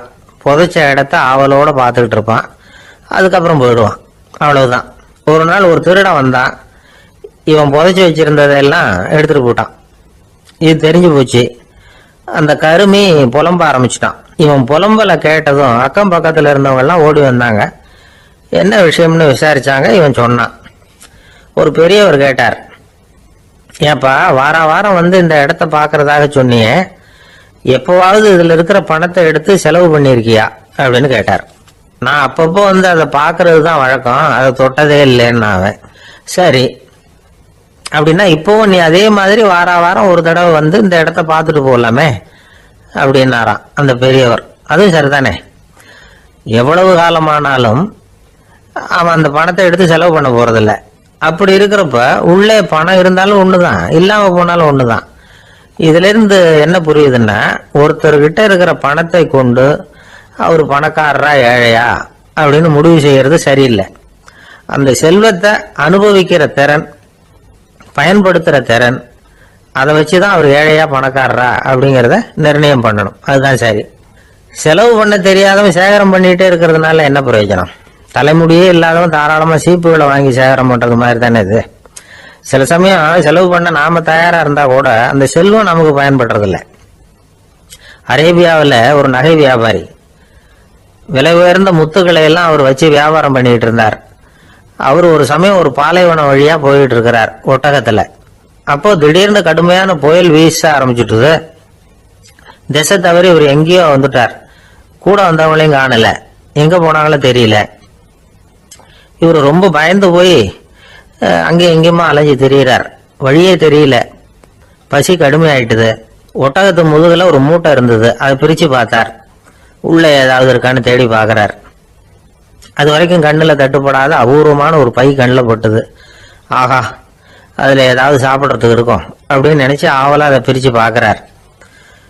அந்த பையில விலை உயர்ந்த முத்துக்கள் நிறைய இருந்துதான். அப்பதான் அவர் நினைச்சாராம், விலை உயர்ந்த முத்துக்கள் கூட சாப்பிட்றதுக்கு உணவாக முடியாது அப்படிங்கிறத புரிஞ்சுக்கிட்டாராம். எந்த நேரத்துல எது நமக்கு தேவையோ அது நமக்கு தாராளமா கிடைக்கணும். அப்படி அது கிடைக்கிறதுக்கு நம்ம கிட்ட இருக்கிற செல்வம் பயன்படணும். அது நமக்கும் பயன்படலாம், நம்ம மூலமா அடுத்தவங்களுக்கும் பயன்படலாம். அதுதான் செல்வத்தின் பயன். ஒரு மரத்தடியில ஒருத்தன் உட்காந்து அழுதுகிட்டு இருந்தான். அந்த பக்கமா வந்த இன்னொருத்தன் ஏப்பா அழுதுகிட்டு இருக்கிறேன்னு கேட்டான். இந்த இடத்துலதான் பூமிக்கு அடியில பணம் இருக்குது, புதைச்ச இடம் தெரியல, அதான் அழறேன் அப்படின்னா. நல்லா ஞாபகப்படுத்தி பாரு, எந்த இடத்துல புதைச்ச அப்படின்னு கேட்டான் இவன். அது எப்படி எனக்கு தெரியும், புதைச்சி வச்சிருக்கிறவன் நான் இல்லையே, எங்க எழுத்து வீட்டுக்காரன் அப்படின்னானா இவன். அந்த மரத்தின் உச்சியில ஒரு பறவை கூடு, ஏதோ ஒரு பறவை கூடு கட்டி இருந்தது. அது என்ன பறவைன்னா ராஜாளி. ஒரு குரங்கு அந்த மரத்து கிளையில தாவி தாவி குதிச்சுக்கிட்டு இருந்தது. அப்போ இந்த கூட்டுல இருந்த முட்டை அது கண்ணுல போட்டுட்டுது. அதுக்கப்புறம் அது சும்மா இருக்குமா, விளையாட்டா ஒரு முட்டையை எடுத்தது, மரத்தை விட்டு கீழே இறங்குச்சு. கீழே ஒரு குப்பை மேட்டில் ஒரு கோழி சில முட்டைகளை அது பாட்டுக்கு இட்டு வச்சிருந்தது. குரங்கு தன் கையில இருந்த ராஜாளி பறவையோட முட்டைய அந்த கோழி முட்டைகளோட சேர்த்து போட்டுட்டு போயிட்டுது. கோழி வந்தது, பார்த்தது, அதுக்கு ஒன்றும் வித்தியாசம் புரியல. தன்னுடைய முட்டைகளோட சேர்த்து அந்த ராஜாளி முட்டையையும் சேர்த்து அடைகாத்துது. கொஞ்ச நாள்ல குஞ்சுகள் எல்லாம் பொரிச்சுது, எல்லாம் முட்டை விட்டு வெளியில வந்தது. ராஜாளி பறவையோட குஞ்சு அந்த கோழி குஞ்சுகளோடவே சேர்ந்து வளர்ந்தது. மற்ற கோழி குஞ்சுகள் போலவே இதுவும் குப்பையை கிளறிச்சு புழு பூச்சிகளை சாப்பிட்டது. காக்கைகள் தாக்கிறதுக்கு வந்ததுன்னா மற்ற கோழி குஞ்சுகள் மாதிரியே இதுவும் பயந்து போய் தாய் கோழியின் சிறகுகளுக்கு உள்ள வந்து ஒளிஞ்சுக்கும். இப்படியே கொஞ்ச காலம் போச்சு. குஞ்சுகள்லாம் வளர்ந்து பெருசாயிட்டுது. சிலது சேவல்களாச்சு, சிலது கோழிகளாச்சு. அந்த ஒண்ணு மட்டும் ராஜாளி ஆச்சு. ஆனா ஒரு விஷயம், தான் ஒரு ராஜாளிங்கிறது அந்த பறவைக்கு தெரியாது. தன்னையும் ஒரு கோழின்னே அது நினைச்சுக்கிட்டு இருக்கு. அப்படி நினைச்சுக்கிட்டு குப்பை மேட்டை கிளறிக்கிட்டு இருக்கு. ஒரு நாள் சாயந்தர நேரம் இந்த ராஜாளி பறவை கீழே அது பாட்டுக்கு வழக்கம் போல குப்பையை கிளறிக்கிட்டு இருக்குது. அப்போ அண்ணாந்து பாக்குது. வானத்துல உயரத்துல கூட்டமா ராஜாளி பறவைகள் உல்லாசமா வட்டம் அடிச்சு பறந்துகிட்டு இருக்கு. அதே இது பாக்குது. இதுக்கு மனசுக்குள்ள ஏக்கமா போச்சான், அப்போ இதுக்கு ஆண்டவன் பேர்ல கோபம் வந்துதான். ஆண்டவனுக்கு என் பேர்ல ஏன் இந்த ஓர வஞ்சனை, என்னையும் ஒரு ராஜாளியா படைச்சிருந்தா நானும் கூட இந்நேரம் ஆகாயத்துல உல்லாசமா பறந்துகிட்டு இருப்பேனே அப்படின்னு நினைச்சு வருத்தப்பட்டுதான். இது வேடிக்கையா இருக்குல்ல. ஒரு வகையில பார்த்தா நாம கூட இந்த ராஜாளி பறவை மாதிரி தான் வாழ்ந்துகிட்டு இருக்கோம் அப்படிங்கிறார் ஒரு உளவியல் நிபுணர். நம்மால எவ்வளவு வேலை செய்ய முடியும் அப்படின்னு நாம நினைச்சுக்கிட்டு இருக்கிறோமோ அதை விட பல மடங்கு நம்மால வேலை செய்ய முடியுமா, பல மடங்கு வேகமாவும் வேலை செய்ய முடியும் அப்படிங்கிறார் அவர். நம்முடைய முழுமையான பலம் என்னங்கிறது நமக்கே தெரியறது இல்லை, அதுதான் கஷ்டம். நம்முடைய பலம் தெரியாததுனாலதான் நாம எதுக்கு எடுத்தாலும் பயந்துகிட்டு இருக்கிறோம். ஒரு ஆள் இருந்தான், அவனுக்கு எப்படின்னா கோழியை கண்டா பயப்படுவான். ஏன் கோழியை கண்டா பயம்னா, அவனுக்கு மனசுக்குள்ள தான் ஒரு புழுன்னு நினைப்பு. தன்னை ஒரு புழுவா நினைக்கும் பொழுது, புழுன்னா கோழி வந்து கொத்தும்ல, அதனால கோழியை கண்டு பயப்பட ஆரம்பிச்சிட்டான். இவன் நடுங்கிடுவான். எதிரில் கோழி வந்ததுன்னா உடம்பு பூரா நடுங்க ஆரம்பிச்சிடும். வீட்டில் இருக்கிறவங்க பார்த்தாங்க, இவனை அழைச்சிட்டு போய் ஒரு மனநோய் மருத்துவமனையில சேர்த்துட்டாங்க. அங்க உள்ள டாக்டர் இவருக்கு சிகிச்சையெல்லாம் கொடுத்தார். ஒரு வாரம் இவனை தங்க வச்சு வேண்டிய சிகிச்சையெல்லாம் கொடுத்து மன ரீதியா அவனை மாத்தி, சரி இனிமே நீ வீட்டுக்கு போகலாம்னு சொல்லி அனுப்பி வச்சார். வீட்டுக்கு புறப்பட்டான். அப்ப சொன்னார், இதை பாருப்பா, நீ வீட்டுக்கு போகலாம், நேரா வீட்டுக்கு போ, நல்லா ஞாபகம் வச்சுக்கோ, இனிமே வந்து நீ ஒரு புழு கிடையாது, மனுஷன், தைரியமா புறப்படு, போயிட்டு வா அப்படின்னு சொல்லி வழி அனுப்பி வச்சார். சரிங்க டாக்டர்னு சொல்லிவிட்டு இவன் புறப்பட்டு போனான். பாதி வழி போயிருப்பான். லேசா நிமிர்ந்து பாக்குறான், எதிரில் ஒரு கோழி வந்துகிட்டு இருக்கு. அது பாட்டுக்கு சாதாரணமா நடந்து வந்துகிட்டு இருந்தது. அவ்வளவுதான், இவன் உடம்பு கிடுகிடுன்னு ஆட ஆரம்பிச்சுட்டுது. திரும்பி ஓடி வந்துட்டான். டாக்டர் கேட்டார், ஏன்பா திரும்பி ஓடி வந்துட்டேன்னு. பாதி தூரம் போயிட்டேன் டாக்டர், எதிரில் ஒரு கோழி வந்துகிட்டு இருக்குது, அதான் பயமா இருந்தது வந்துட்டேன்னா. டாக்டருக்கு ஒரு மாதிரி ஆயிடுது. அவர் சொன்னார், இதை பாருப்பா, நான் தான் சொன்னேனே, நீ ஒரு புழு இல்லை, மனுஷன், இனிமே நீ புழு கிடையாது, நீ ஒரு மனுஷன், நீ ஒரு புழு இல்லைங்கிறது இன்னமும் உனக்கு புரியலையா அப்படின்னார் டாக்டர். நான் புழு இல்லைங்கிறது எனக்கு தெரிஞ்சுட்டுது டாக்டர், இது அந்த கோழிக்கு தெரியுமான்னு தெரியலையே அப்படின்னா. இவெல்லாம் எந்த காலத்துல மாறுறது? அதனால வாழ்க்கையில வெற்றி பெறணும் அப்படின்னு நினைக்கிறவங்க யாரா இருந்தாலும் தன்னுடைய பலம் என்ன அப்படிங்கிறத முதல்ல புரிஞ்சுக்கணும். தன்னுடைய சக்தியை புரிஞ்சுக்கிட்டவன் வெற்றி பெறுவது நிச்சயம். நடந்து போயிட்டு இருந்தார். அவர் தோளில் ஒரு பெரிய துணி மூட்டை, அதை சுமந்துக்கிட்டு கடத்தெருவை நோக்கி அவர் போய்கிட்டு இருக்கிறார். வழியில் அவரை சந்திச்சார் உமர். அவர் கேட்டார், கலீஃபா அவர்களே, எங்க புறப்பட்டுட்டீங்க அப்படின்னு கேட்டார். கலீஃபான்னா ஆட்சி தலைவர்னு அர்த்தம். இதுக்கு அவர் சொன்னார், நான் வந்து துணி வணிகம் செய்யறவன், அதனால துணி வியாபாரம் செய்யறதுக்காக போயிட்டு இருக்கிறேன்னார். நீங்க இப்போ இந்த நாட்டுக்கு ஆட்சி தலைவர், ஆட்சி பொறுப்புல இருக்கிறீங்க, நீங்க வியாபாரம் செய்ய போட்டா அரசு பணிகளை செய்யறது யாரு அப்படின்னு கேட்டார் அவர். நான் அரசு பணிகளை மட்டுமே செஞ்சுக்கிட்டு இருந்தா என் குடும்பத்தை காப்பாத்துறது யாரு அப்படின்னு கேட்டார் அவர். இப்படி கேட்டவர் யார் தெரியுமா? அவர் தான் அபூபக்கர், இறை தூதர் முகமது அவர்களுக்கு பிறகு கலீஃபாவாக தேர்ந்தெடுக்கப்பட்டவர். அப்போலாம் ஆட்சி தலைவர்களுக்கு சம்பளம்னு எதுவும் கிடையாது. இந்த பிரச்சனையை எப்படி தீர்க்கிறதுன்னு யோசனை பண்ணார் உமர். அபு உபைதா அவர்கள்கிட்ட அழைச்சிட்டு போனார். அவர் யாருன்னா, அவர் தான் பொது நிதி கருவூலத்தின் பொறுப்பாளர். அவர்கிட்ட பிரச்சனையை சொன்னார். இது மாதிரி ஆட்சி தலைவருக்கு பொது நிதியிலிருந்து ஊதியம் அளிக்க முடியுமான்னு கேட்டார். பொது நிதி விதிகளின்படி அதுக்கு சாத்தியம் இல்லைன்னு சொல்லிவிட்டாரு அவரு. சரி, வேற ஏதாவது வழி இருக்குதான்னு கேட்டார் உமர். அபு உபைதா கொஞ்சம் யோசனை பண்ணி பார்த்தார். அப்புறமா சொன்னார், மக்காவிலிருந்து மதீனாவுக்கு குடிபெயர்ந்து வந்த அகதிகளுக்கு நிதி உதவி அளிக்கிறதுக்கு விதிகள்ல இடம் இருக்கு. அப்படி பார்த்தா அபூபக்கரும் அகதி தானே, அதனால எல்லா அகதிகளுக்கும் கொடுக்கறது மாதிரியே அவருக்கும் ஒரு தொகை அளிக்கலாம்னார். கலீஃபா அபூபக்கருக்கு இந்த அகதி உதவி தொகையைத்தான் கொடுத்துட்டு வந்தாங்களாம். குடும்ப செலவுக்கு அது போதுமானதா இல்லை. இருந்தாலும் கலீஃபாங்கிறதுக்காக மற்ற அகதிகளை விட அதிகமா தொகையை பெற அவர் விரும்பல. மார்பு பக்கம் கிழிஞ்சிருந்த ஒரு மேலாடையை தான் அவர் அணிஞ்சிருந்தார். அவருடைய துணைவியார் அஸ்மா, அவங்க ஒரு நாள் தேன் அருந்த ஆசையா இருக்குன்னாங்களாம். நமக்கு கிடைக்கிற ஊதியம் குடும்ப செலவுக்கே போதுமானதா இல்லையே, இந்த நிலையில தேன் வாங்கறதுக்கு காசுக்கு நான் எங்க போவேன் இருக்காரு அவரு. கொஞ்ச நாள் கழிச்சு அவங்க ஒரு தொகையை அவர்கிட்ட கொடுத்து தேன் வாங்கிட்டு வர சொன்னாங்களாம். இவருக்கு ஆச்சரியம், ஏது இந்த பணம்னு கேட்டிருக்காரு. நீங்கள் தினமும் குடும்ப செலவுக்காக கொடுத்துக்கிட்டு வந்த பணத்தில் கொஞ்சம் கொஞ்சமாக மிச்சப்படுத்தி வச்சேன்னாங்களாம். அபூபக்கர் அந்த பணத்தை எடுத்துக்கிட்டு நேராக பொது நிதி கருவூல பொறுப்பாளர்கிட்ட போனார். இந்த பணத்தை பொது நிதியில் சேர்த்துருங்க, இது அதிகப்படியாக எனக்கு தரப்பட்டு வந்த ஊதியம், அடுத்த மாசத்திலிருந்து இந்த தொகையை குறைச்சிங்கன்னு வேற சொல்லிவிட்டாராம். பசியை தணிக்க தேவையான அளவு உணவு, ஒரு ஜோடி உடை, இதை தவிர கூடுதலா மக்கள் பொது நிதியிலிருந்து வாங்கிக்கிறதுக்கு என் குடும்பத்தாருக்கு உரிமை இல்லை அப்படின்னு சொல்லி கண்டிப்பா சொல்லிவிட்டாராம். அவர் வாங்கிட்டு வந்த இந்த குறைந்த ஊதியம் கூட அவர் மனசை உறுத்திக்கிட்டே இருந்தது. கடைசி நேரம் அவர் தம்முடைய மகள் ஆயிஷா அவர்கள் அழைச்சார். மகளே, இதுவரைக்கும் பொது நிதியிலிருந்து நான் வாங்கிட்டு வந்த தொகை என்னுடைய இதயத்துல பாரமா அழுத்திக்கிட்டு இருக்கு. என் தோட்டத்தை வித்து அதுல வர்ற பணத்திலிருந்து நான் இதுவரைக்கும் வாங்கிட்டு வந்த ஊதிய தொகையை கணக்கு போட்டு பொது நிதியில சேர்த்து விடு அப்படின்னாராம். பதவி ஏற்கிறதுக்கு முன்னாடி தன்கிட்ட இருந்ததை விட இப்ப கூடுதலா என்ன சொத்து இருக்குன்னு பார்த்திருக்கார். ஒரு ஒட்டகம், ஒரு கோப்பை, ஒரு பணியாள், இதையும் அடுத்தபடியா கலீஃபாவா வர்றவர்கிட்ட ஒப்படைச்சிருங்க அப்படின்னு விட்டாராம். அதே மாதிரி அடுத்து வந்த உமர் கிட்ட ஒப்படைச்சாங்க. அப்போ உமர் சொன்னாராம், அபூபக்கரே, இந்த முன்மாதிரியால உங்களுக்கு பிறகு இந்த ஆட்சி பொறுப்பை ஏற்கிறவர்களை பெரும் நெருக்கடிக்கு ஆளாகி விட்டீங்க அப்படின்னு சொல்லி ரொம்ப கண் கலங்கினாராம். கடைசியா அபூபக்கர் தன்னுடைய குடும்பத்தாருக்கு விட்டு சென்ற சொத்து ஒரு படுக்கை விரிப்பு, ஒரு போர்வை, அவ்வளவுதான். இது சிந்திக்க வேண்டிய ஒரு செய்தி. ஒரு ஊர்ல ஒரு மன்னர் இருந்தாராம். அமைச்சர் அவர்கிட்ட சொன்னாராம், மன்னா, நம்ம ராஜ்யத்துல இனிமே லஞ்ச ஊழலே இருக்காதுன்னாராம். ஆஹா, அப்படின்னா ஊழல் பேர் வழிகளை எல்லாம் நாடு கடத்தியாச்சா அப்படின்னு கேட்டிருக்காரு மன்னர். இதுக்கு அவரு, அப்படி இல்லைங்க, இனிமே கொடுக்கறதுக்கு ஜனங்கள் கிட்ட பணமே இல்லை அப்படின்னாராம். அங்க ஒரு புதர் தெரியுது இல்லையா, இந்த புதருக்குள்ள ஒரு சிங்கம் இருக்கு. அந்த பக்கமா நான் போறப்போ வர்றப்போலாம் அது என்கிட்ட ஒம்பு வளர்க்குது, தகராறு செய்யுது, என் மேல பாயுது, என்னை தாக்குது, ஏன்னு தெரியல அப்படின்னுது. இதை கேட்டதும் அந்த குரங்கு சொல்லிச்சு, இனிமேல் கவலைப்படாத, இந்த தடவை நான் உன்னை காப்பாற்றுறேன்னுது. அதுக்கப்புறம் ஒரு நாள் அந்த குரங்கும் கழுதியும் அந்த புதர் பக்கமாக போய்கிட்டு இருந்தாங்க. எதிர்பார்த்தது மாதிரியே நடந்தது. அந்த சிங்கம் எதிரில் வந்தது, கழுதியை பார்த்தது, உடனே அது மேலே பாய ஆரம்பிச்சுட்டுது. அவ்வளவுதான். உடனே இந்த குரங்கு என்ன பண்ணிச்சு தெரியுமா, கிடுகிடுன்னு ஒரு மரத்து மேலே ஏறி உட்காந்துக்கிட்டது.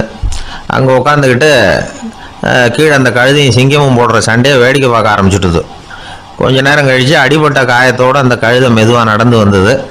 குரங்கும் மெல்ல மரத்தை விட்டு கீழே இறங்குச்சு. இப்போ கழுதை கேட்டுது, என்னை காப்பாத்துறேன்னு சொல்லிவிட்டு காலை வாரி விட்டுட்டியே, நீ பாட்டுக்கு மரத்து மேலே ஏறி உட்காந்துக்கிட்டே, அது நியாயமானது.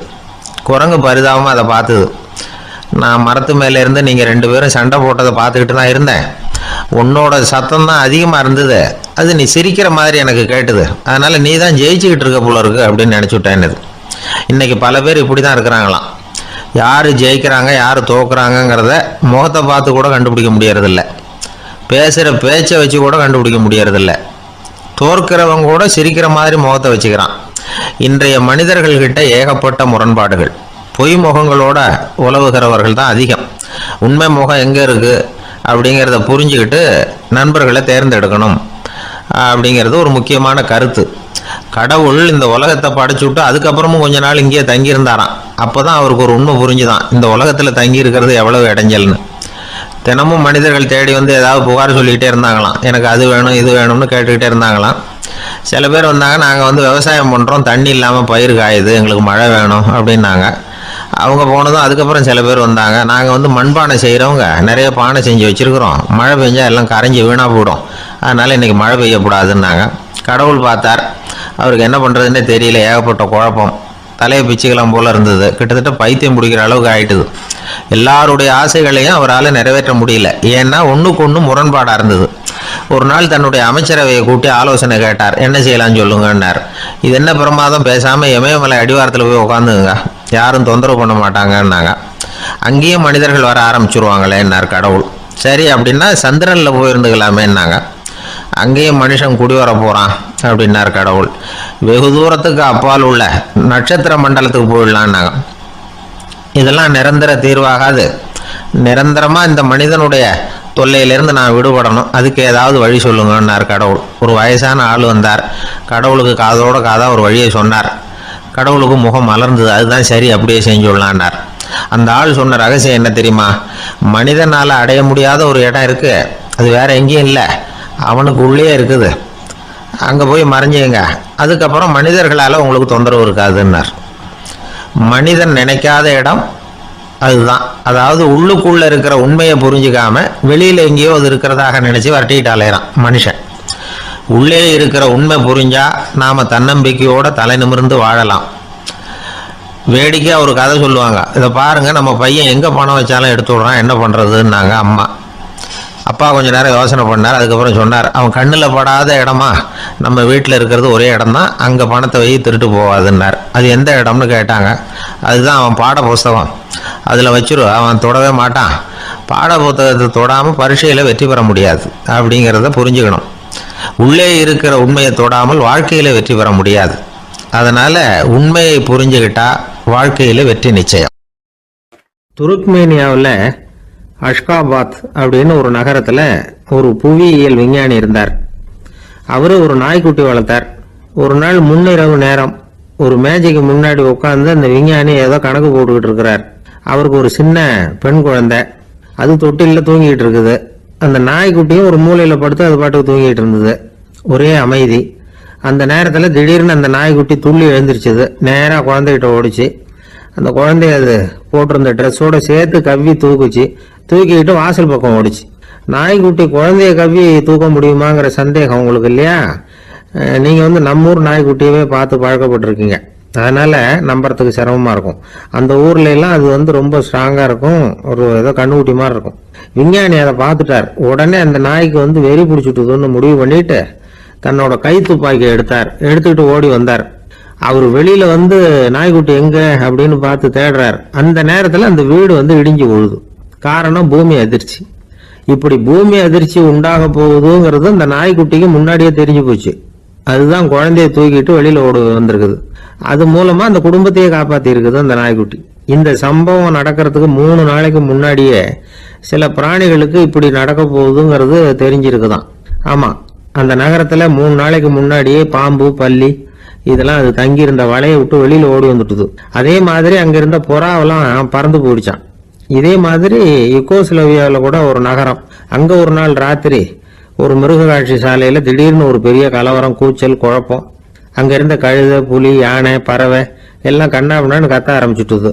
நீர் யானை அதுக்குன்னு போட்டிருந்த தடுப்பையே தாண்டி குதிச்சு வெளியில வந்துட்டுதான். மறுநாள் தான் எல்லாருக்கும் விஷயம் புரிஞ்சுது. அடுத்த நாள் காலையில அங்க பூமி அதிர்ச்சி உண்டாயிட்டுது. இப்ப பாருங்க, அதாவது மனுஷனை போய் தீர்க்க தரிசி அது இதுன்னு சொல்லிட்டு இருக்கிறோம். இவனை விட அது பரவாயில்லைன்னு தோணுது. அதாவது மிருகங்கள் ஒண்ணு நடக்க போகுதுங்கிறத முன்னாடியே புரிஞ்சுக்குதே. சரி, இதெல்லாம் எப்படி அது முன்கூட்டி புரிஞ்சுக்குது? அதுதான் படைப்பு ரகசியம். அதை கண்டுபிடிக்கிறதுக்கு தான் மனுஷன் ஆராய்ச்சி பண்ணிட்டு இருக்கிறான். விஞ்ஞானிகளோட ஆராய்ச்சியெல்லாம் ஒரு பக்கம் இருக்கட்டும், வீட்டுக்குள்ளேயே சில ஆராய்ச்சி பண்ணி பாருங்களேன். இப்ப சில யோசனை சொல்லி அதை சோதனை பண்ணி பாருங்க அப்படின்னு ஒருத்தர் சொன்னாராம். அதாவது இப்ப மழை வருமா வராதா அப்படின்னு தெரிஞ்சுக்கணுமா, உடனே ஒரு பூனைக்குட்டி பின்னாடியே மெதுவா போய் அது என்ன செய்யுதுன்னு கவனிச்சு பார்க்கணும். பூனைக்குட்டி தன்னோட பாதத்தினால சுகத்துல அப்படி கீறிக்கிட்டு இருக்கும். அப்படி கீறினா கண்டிப்பா மழை வரும். சில சமயம் பூனைக்குட்டி அப்படி மல்லாந்து படுத்துக்கிட்டு பாதத்தை உயர தூக்கும், அப்படியும் புரளும். இப்படி செஞ்சதுன்னா அன்னைக்கும் மழை இருக்காது. அதனால முன்னாடி இருந்தது மழை வர்றதுக்கு அறிகுறி, இது மழை இல்லைங்கிறதுக்கு அறிகுறி. பறவைகள், பிராணிகள் இதுகளோட நடவடிக்கைகளை பார்த்துட்டு அதையெல்லாம் அடிப்படையாக வச்சுதான் காலநிலையை கண்டுபிடிக்கிற கருவிகளை கண்டுபிடிச்சிருக்கிறாங்க. வாத்து இருக்குல்ல, சில சமயம் தன்னோட அழகை தன்னோட இறகுகள்ல அப்படியே புதைச்சிக்கும். அப்படி செஞ்சா குளிர்காலம் வரப்போகுதுன்னு அர்த்தம். பருவநிலை குளிரா மாறப்போகுதுங்கிறதுக்கு இதுதான் அறிகுறி. சிட்டுக்குருவி இருக்குதுல்ல, அதெல்லாம் புழுதியில உழுந்து புரளும், சிறகுகளை படபடன்னு அடிச்சுக்கும். அப்படி செஞ்சா மழை வரப்போகுதுன்னு அர்த்தம். ஒண்ணு மட்டும் நாம நல்லா தெரிஞ்சுக்கணும், இயற்கையின் சீற்றம்னு சொல்றோம் இல்லையா, இயற்கை ஏன் நம்ம மேல கோவப்படுது? இயற்கையை நாம அனுசரிச்சு போறதில்ல, அதனால கோவப்படுது. காடுகளை அழிக்கப்படாது, விலங்குகளை கொல்லப்படாது, இயற்கை ஏற்படுத்தி வச்சிருக்கிற சமநிலையை கெடுக்கப்படாது. அதை புரிஞ்சுக்கிட்டு வாழ்ந்தோம்னா பூமியும் நடுங்காது, நாமளும் நடுங்க வேண்டிய அவசியம் இருக்காது. ஒருத்தர் இருந்தார், சாராய கடைக்கு போனாராம், நிறைய சாப்பிட்டார். அப்புறம் சொன்னார், இது ரொம்ப அற்புதமான சரக்கு போல இருக்கு, உள்ள போன உடனே இந்த பூமியே நடுங்கிறது மாதிரி இருக்கு எனக்கு அப்படின்னாராம். இதுக்கு கடைக்காரர் சொல்லியிருக்கார், நீங்க சாப்பிட்டது வெறும் பச்சை தண்ணி தாங்க, இப்ப ஏற்பட்டிருக்கிறது நிஜம் பூமி அதிர்ச்சி அப்படின்னாராம்.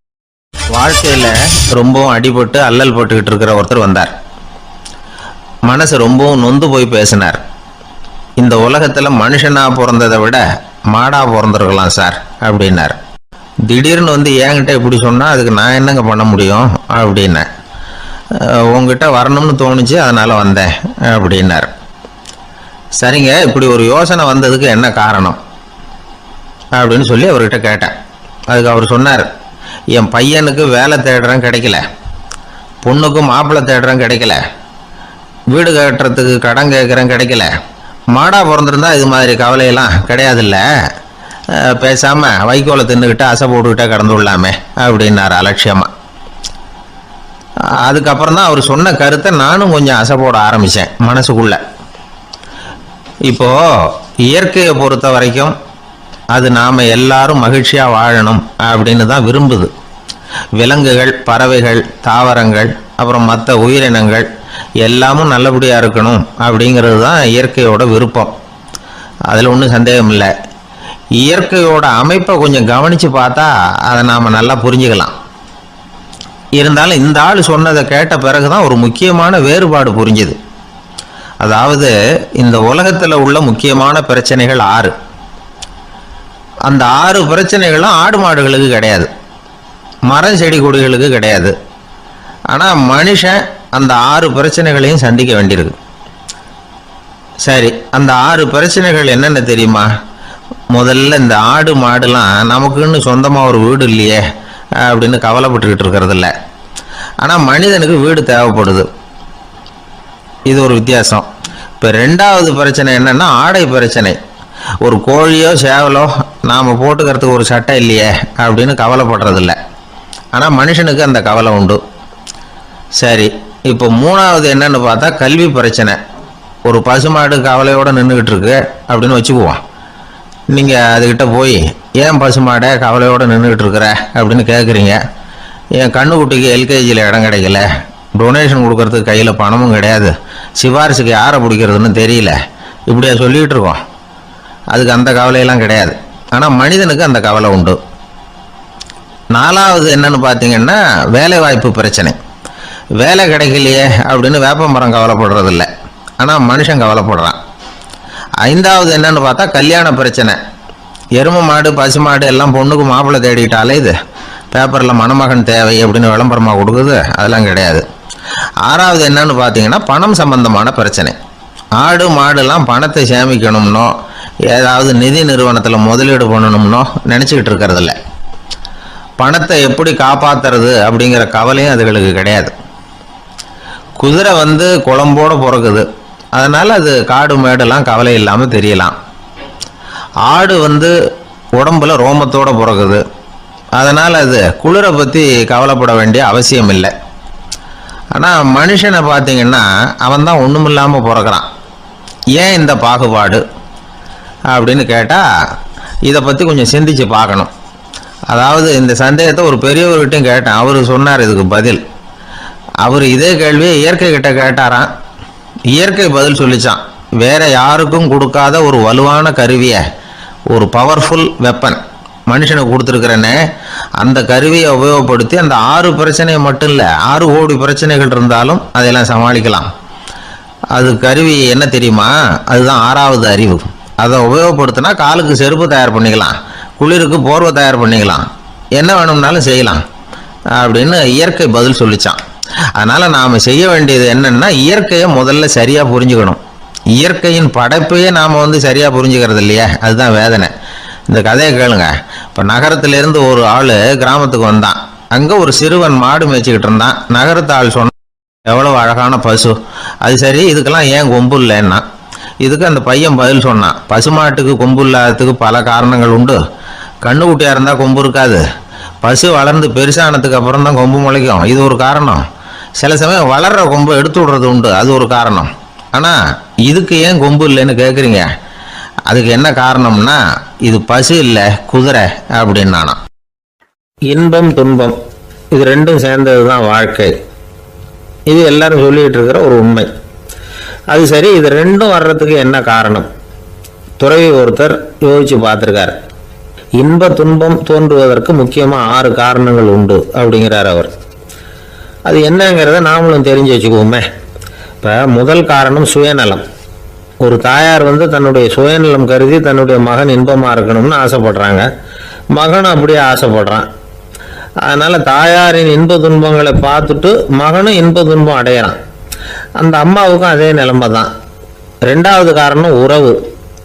நான் துறவியான பிறகு கூட உறவுங்கிற காரணத்தினால தான் தாயாருடைய சுக துக்கங்களை கண்டு நானும் சுக துக்கம் அடைகிறேன். என் தாயாருடைய நிலைமையும் இதுதான் அப்படிங்கிறார் ஒரு துறவி.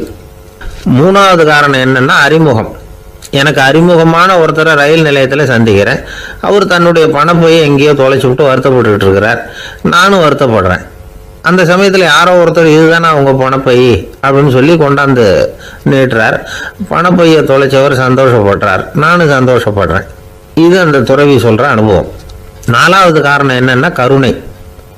எனக்கு முன்னே பின்ன தெரியாத ஒருத்தனை யாரோ ஒருத்தன் அடித்து காயப்படுத்தி போடுறான். கருணை காரணமாக நான் அதுக்காக துக்கப்படுறேன். அஞ்சாவது காரணம் எதையும் நம்புறது. ஒரு பசுமாட்டை ஒரு முரணை அடிச்சுக்கிட்டு இருக்கிறான் அப்படின்னு ஒருத்தர் வந்து நம்மகிட்ட சொல்கிறாருன்னு வைங்க, உடனே நான் துக்கப்படுறேன். இன்னொருத்தர் வந்து அந்த முரணனை போலீஸ்காரங்க பிடிச்சிட்டு போயிட்டாங்கன்னு சொல்லி சொல்கிறாரு, நான் உடனே சந்தோஷப்படுறேன். மூணாவதாக ஒருத்தர் வந்து முதல் 2 பேரும் சொன்னது பொய்யுங்கிறார். அப்போ நான் இன்ப துன்பம் ரெண்டுமே இல்லாமல் நிம்மதியாக இருக்கிறேன். இது ஒரு விதம். அடுத்தது 6வது காரணம் என்னன்னா தன்மயமாகுதல். ஒரு நாவல் படிச்சுக்கிட்டு இருக்கிறோம், அதில் வர்ற பாத்திரங்களோட நாம் ஒன்றி போயிடுறோம். அதில் வர்ற பாத்திரங்கள் சிரிச்சுதுன்னா நாமளும் சிரிக்கிறோம், அது அழுதுன்னா நாமளும் அழறோம். அதெல்லாம் வந்து அந்த துறவி சொல்கிற அனுபவ உண்மைகள். இன்ப துன்பம் இது ரெண்டும் தோன்றுவதற்கு சுயநலம், உறவு, அறிமுகம், கருணை, எதையும் நம்புறது, தன்மயமாகிறது, இது எல்லாம் தான் முக்கிய காரணம் அப்படின்னு அவர் சொல்கிறார். ஆக கூடி ஒட்டு மொத்தமாக யோசனை பண்ணி பார்த்தா பிற பொருள்கள் மீது பற்றுதல் காரணமாக தான் நாம் வந்து இன்ப துன்பம் அடையிறோம் அப்படிங்கிறத புரிஞ்சுக்க முடியுது. மனுஷன் வந்து இன்ப துன்பம் அடையிறதுக்கு 7வது காரணம் கூட ஒன்று உண்டு அப்படின்னு சொல்லிகிட்டே வந்தார் ஒருத்தர். அது என்ன அப்படின்னு கேட்டோம். அதுதான் சார் இந்த நீங்கள் சொல்லிட்டு வர்ற இன்று ஒரு தகவல்னார். எப்படி சொல்கிறீங்கன்னு கேட்டோம். இன்று ஒரு தகவல் கேட்க ஆரம்பிக்கிறப்போ மனசில் இன்பம், ஆரம்பித்த உடனே இது ஏற்கனவே கேட்ட சமாச்சாரமாச்சே அப்படின்னு நினைக்கிறப்போ துன்பம் அப்படின்னு அதுக்கு ஒரு விளக்கம் கொடுத்தார் அவர். ஒரு சராசரி மனிதனுடைய இயல்பு என்ன? இன்பம் வந்தா துள்ளி குதிப்பான், துன்பம் வந்தா சோர்ந்து போய் ஒரு மூலையில உட்காந்துருவான். இவன் தான் சராசரி மனிதன். ஆனா ஒருத்தன் இன்பம் வந்தா அதுக்காக மகிழ்ச்சி அடையறதில்ல, துன்பம் வந்தா அதுக்காக சோர்ந்து போறதில்ல அப்படின்னு வச்சுக்கோங்க. அப்படி இருந்தா அவன் சாதாரண ஆள் கிடையாது. ஒரு ஊர்ல ஒரு ஞானி இருந்தார். அவரை தேடிட்டு ஒரு பெரியவர் வந்தார். ஐயா, ஞானத்துல சிறந்த ஞானம் எது அப்படின்னு கேட்டாராம். இதுக்கு அந்த ஞானி என்ன பதில் சொன்னார் தெரியுமா? இன்பத்தினால மகிழ்ச்சி அடையாமலும் துன்பத்தினால சோர்வு அடையாமலும் இருக்கிறது தான் அந்த ஞானம், பெரிய ஞானம் அப்படின்னாராம். சரி சுவாமி, அப்படிப்பட்ட ஞானம் உங்களுக்கு எப்படி வந்ததுன்னு கேட்டிருக்காரு இவர். அதை நான் ஒரு கழுதைகிட்ட இருந்து கற்றுக்கிட்டேன் அப்படின்னாராம் அவர். இவருக்கு ஒன்றும் புரியல, ஒரு மாதிரியாக முழிச்சிருக்கிறார். இதை அவர் புரிஞ்சுக்கிட்டார். நீங்கள் நாளைக்கு காலையில் நம்முடைய ஆசிரமத்துக்கு வாங்க, புரிய வைக்கிறேன்னாராம். சரின்னு அவர் போயிட்டார். மறுநாள் காலையில் ஆசிரமத்துக்கு வந்து சேர்ந்தார். ஞானி அவரை கூப்பிட்டு உட்கார வச்சார். வாங்க வந்து இப்படி உட்காருங்க, கொஞ்ச நேரத்தில் இந்த வழியாக ஒரு கழுதை போகும், அதை கவனித்து பாருங்கன்னாராம். இவருக்கு இன்னமும் ஒன்றும் புரியாமல் போச்சு, ஒரே குழப்பம். இருந்தாலும் அந்த ஞானி சொன்னது மாதிரியே உட்காந்துருக்கிறார். கொஞ்ச நேரத்தில் இந்த வழியாக ஒரு கழுதை போச்சு. அது முதுக நிறைய அழுக்கு மூட்டைகள், அதை சுமந்துக்கிட்டு போகுது. ஒரு செலவு தொழிலாளி அதை ஓட்டிகிட்டு போகிறார். கொஞ்சம் தூரத்தில் ஒரு ஆறு இருக்குது, அங்கே போய் துணியெல்லாம் சுத்தப்படுத்திக்கிட்டு சாயந்தரமாக திரும்பி இந்த வழியாக வருவாங்க. ஞானி சொன்னது மாதிரியே இந்த பெரியவர் அழுக்கு மூட்டையை சுமந்துக்கிட்டு போகிற அந்த கழுதையை கவனிச்சார்.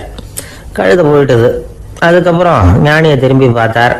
இப்போ அந்த ஞானி சொன்னார், சாயந்தரம் வரைக்கும் நீங்கள் இங்கேயே இருக்கணும்னார். அதே மாதிரி இவர் இருந்தார்.